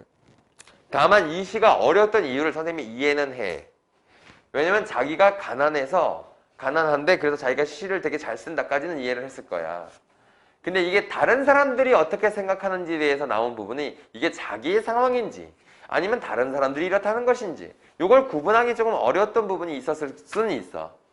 그치? 근데 그렇다고 해서 거기에 너무 매몰돼가지고 이게 자기 얘기하는 거야. 다른 사람 얘기하는 거야. 궁금해할 필요가 없다 했지? 내가 궁금할 필요 없다고 했잖아. 그거 그냥 있는 그대로 읽으면 돼. 누군지 모르는 상태로. 왜? 문제를 풀 때는 거기에 대한 단서가 있어. 문제를 풀 때는 단서가 있으니까 너무 걱정하지 말라는 거죠. 자, 나와보겠습니다. 이 몸이 한가하여 산수간에 절로 늙어 공명부기를 뜻밖에 잊었으니 자, 공명부기에다가 세모치고 산수간에다가 동그라미 쳐봐. 청유한 흥미를 혼자 좋아하노라. 청유한 흥미에다가 또 동그라미 쳐야겠지? 자, 거기 뜻이 나와 있으니까 자, 깨끗하고 그윽하게 사는 것이 좋다 이런 얘기예요. 조그만 이 내음에 천지간에 혼자 있어. 자, 약간 혼자 있어니까 자기의 처지가 나와 있다, 그치? 약간 조금 외롭고 고독한 삶이네요. 청풍명화를 벗삼아놓은. 그러니까 자기 친구가 없으니까 자연을 벗삼았다 이렇게 얘기했잖아. 세상에 시시비비를 나는 몰라 하노라. 나 세상에 옳고 그름 같은 거 따지고 싶지 않아 이제. 왜? 나 자연에 묻혀 사는데 그게 뭔 상관이야? 이런 얘기죠. 세상에다가 세모 치시면 돼요. 이거 속세예요, 이거. 이수의 세상에다가 세모 치면 된다고. 속세의 시시비비. 이제 난 더 이상 신경 쓰지 않을래. 이런 얘기한 거야. 3수 가봅시다. 세상에 버린 몸이 하올 일이 전혀 없어. 자, 세상의 버린 몸이라는 건 사실 세상에서 버려진 몸이란 뜻이지. 그러니까 자기가 이제 속세에서 떠나왔잖아. 그러니까 세상에서 버려진 이 몸이 하올 일이 별로 없어서 일장현금을 자연히 흩었하니. 일장현금이라는 건 앞길을 타고 자연의 풍류를 즐기는 거야. 일장현금에다가 동그라미 치면 돼요. 아마도 자기 죽은 후에 지음이 할 이 없어 하노라 라고 씁니다. 자, 이거 고사가 인용된 거예요. 자기와 지음. 이 지음이라고 하는 그 성어가 가장 친한 친구를 뜻할 때 쓰는 말이거든. 이게 뭐냐면 요 고사야. 자기가 이제 연주하는 그 음악가인데 자기의 음악을 이해해주는 친구가 죽고 나서는 자기가 연주를 하지 않았다. 왜 안 하느냐 물어봤더니 지음이 없다. 내 음을 알아둘 사람이 없다. 내 친구가 없어졌다. 이렇게 얘기했다는 그런 고사거든. 자, 그래서 아마도 자기 죽은 후에 지음이 할 이 없어라 라고 했으니까 나 친구가 이게 들어줄 사람이 없다 이런 얘기야. 늙고 병든 몸이 세상이 버렸을 때 조그만 초당의 시내 위에 이뤄놓고 다 쉬운 말이야. 목전에 보이는 송죽이 내 버신가노라. 이거 너무 쉽지? 소나무 대나무만 칭벗삼아 살고 있다. 살림에 든지 오래니 세상사를 모르노라. 십장 홍진에다가 또 세모. 십장 홍진은 내가 이거 진짜 내가 할 때마다 얘기하는데 겁내 많이 나온다고 얘기했지. 홍진. 십장 홍진 속세를 뜻하는 말이야. 얼마나 가렸는고. 물 위에 뛰어든 몸이 보온이 어려워라. 자, 거기다 쫙 밑줄 치시고. 옛날 작품들은 자 속세를 떠나서 자연에 묻혀 사는 삶을 이야기할 때 꼭 임금에 대한 고마움을 표현했었지. 자, 그 중에 하나죠, 이게. 자, 이 두 개의 작품은 다 봤습니다. 자, 23번 문제는 좀 쉬웠으니까 넘어가겠습니다. 자, 그리고 24번도 그렇게 어렵지 않. 그냥 이것도 질문만 받아야겠는데 뭐 그렇게 어려운 게 없어가지고. 자, 질문 한번 해보실래요? 23에서 26번. 틀린 것도 좋고요. 아니면 좀 어려웠던 것도 좋아요. 없어요? 없어? 가빈아 괜찮아? 상민이? 괜찮아? 예원이도 괜찮아요? 넘어가도 되겠어요? 오케이. 자, 다음 작품 볼게요. 자, 181페이지 유치원의 깨우침, 신대철의 추운 산이라는 시인데, 자, 유치원의 깨우침이라는 깨우침 이 시는 약간 생명시 비슷하면서도 약간 좀 어떤 한 밤에 대한 얘기야. 그래서 깊은 잠결에 어느 결을 생각해서 한결같이 울려오는 낭만은 먼 다듬이 소리. 자, 다듬이 소리에다 동그라미 쳐봐. 이게 주요 소재야. 자, 예전에 이게 고전 시가를 사실 이게 변형한 건데 내가 그 작품이 지금 이 제목이 잘 생각이 안 나. 생각이 안 나는데 그게 옛날에 그 일본에 가서 그게 언제냐?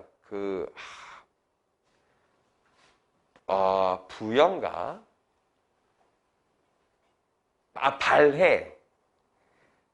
발해 아니면 부여야. 나 정확히 몰라. 그때 작품이 거의 없는데 남아있는 작품 중에 그 사람이 일본에 간 거야.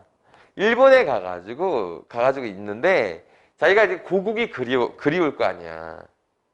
너희들이 만약에 해외여행을 가면 고국이 그리울까? 안 그리울걸? 너희가 만약에 한 3달 여행 갔어. 뭘 그리워? 여행이 빨리 안 끝났으면 좋겠다. 여행이 계속 지속됐으면 좋겠다고 생각하지. 뭐가 그립겠어. 근데 그 이유가 있어. 왜 그런 줄 알아? 그 여행은 언젠가 끝이 나고 돌아오는 데가 얼마 걸리지를 않지. 근데 옛날 사람들은 가는 데만 3달, 3-4달, 오는 데만 3-4달이야. 그러니까 그게 불편하잖아. 또 여행이 아니니까. 그래서 거기서 막 되게 외로움에 몸부림치고 있는데 저쪽에서 다듬이 소리가 난 거야. 일본에서. 그래서 그 다듬이 소리를 들으면서 고국 생가를 떠올리면서 그 여인은 어떻게 다듬이를 차고 있을까 그러니까 변태처럼 생각하는 그런 작품이 있어. 근데 이것도 그런 거야. 다듬이 소리를 딱 들은 거지. 그러면서 14흘 달은 13일 달이니까 이제 아직 보름이 되기 전이야. 집집이 지닌 한량없이 아늑한 제 그늘에 가려 누리는 늘어진 안식도 이미 몇 고비를 무르익는 무렵. 되게 늦은 시간이란 뜻이야. 먼 암자의 인경소리는 겨울 한중에 서나풍과 여울을 늘어뜨려 오건만. 자, 이것도 이제 그 시기의 묘사야. 어느 마을 방 어둑한 등잔 아래 초롱초롱 맑은 눈매와 단정한 앉음새로 홀로 이렇게 거기다 밑줄 쭉 치고 이 여인의 모습을 상상한 거야. 지가 본 게 아니지? 상상하는 거야.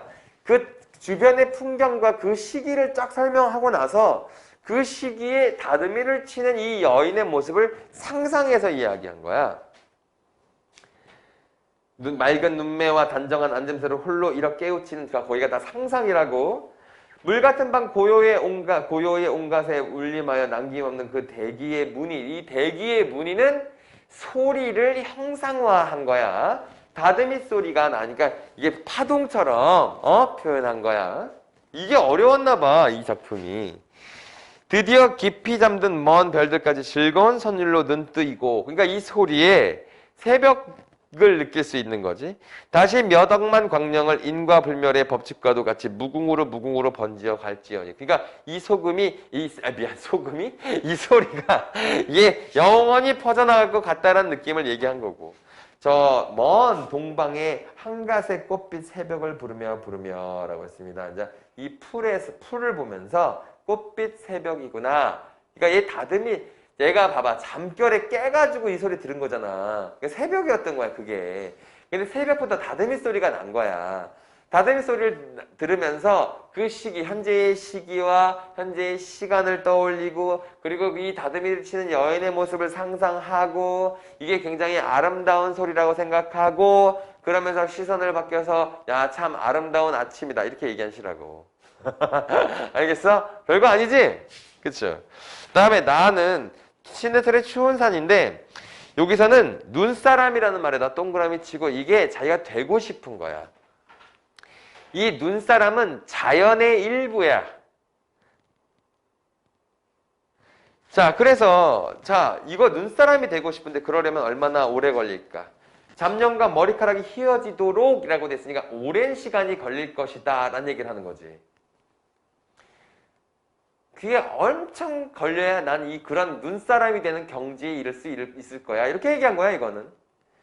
사람들은 밤보다 더 넓다라고 얘기했는데 왜 넓다? 사람들이 눈사람이 되기는 건 더 힘들 것이다 라는 얘기야. 그치? 넓다는 건 오래 걸린다는 뜻이잖아. 그치? 왜 그러냐? 사물에 이름을 붙이고 선입견에 시달리고 그리고 이름을 붙여야 마음을 놓을 수 있고 비로소 그러니까 뭔가 이렇게 딱 고정적으로 관념화 시켜야지 사람들은 마음이 편한 거야.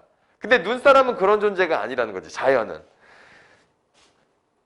이름으로 말하고 이름으로 듣고 이름을 두세 개씩 갖고 이름에 매여 사는 사람들. 이건 사람들에 대한 비판이지. 근데 눈사람을 비롯한 자연물들은 그렇지 않다는 거야. 그래서 깊은 산에 가고 싶다. 도대체 사람들은 산을 어디다 두고 사는 것일까? 왜 이 자연과 하나 되는 이 정신, 모든 것이 하나인 이 정신 도대체 어디다가 팔아먹었을까? 이런 얘기를 하고서 눈꽃, 은방울꽃, 안개꽃 이런 것들은 다 자연과 하나 된 애들. 나는 하루 종일 돌았어도 나는 이렇게 인생을 살았어도 제대로 거기 약자의 침묵 하나 움직이지 못하고 별로 이렇게 인상적인 삶을 살지는 못했어. 그런데 내가 결국 꿈꾸는 건 자연과 하나가 되는 삶을 사는 거야. 누구? 눈사람처럼. 그렇게 얘기한 시야 이것도. 이건 이제 이해가 가지. 조금 읽을 때는 이게 무슨 말인지 몰랐을 수도 있어. 근데 이제 이해 가실 거예요. 자, 이제는 이해가 갈 거지만, 29번 문제 봐봐. 정답이 2번인데, 사람들은 밤보다 더 넓다라는 시구를 고려해 보면, 이게 무슨 말이라고 했어? 눈사람이 되게 어렵다는 뜻을 얘기한 거라고 그랬지. 눈사람은 사람들과 단절되어 느끼게 될 고독에 대한 화자의 두려움을 표상한다. 이게 맞아? 눈사람은 이상적인 존재로 표상이 되어 있는 거야. 그러니까 자기는 눈사람이 되고 싶다고 얘기한 거야. 자연과 하나가 된 삶을 살고 싶다고 얘기한 거야. 그러니까 두려움을 표상했다 이런 말은 틀린 말이 되는 거겠지. 어울리지 않는 말이잖아. 그치?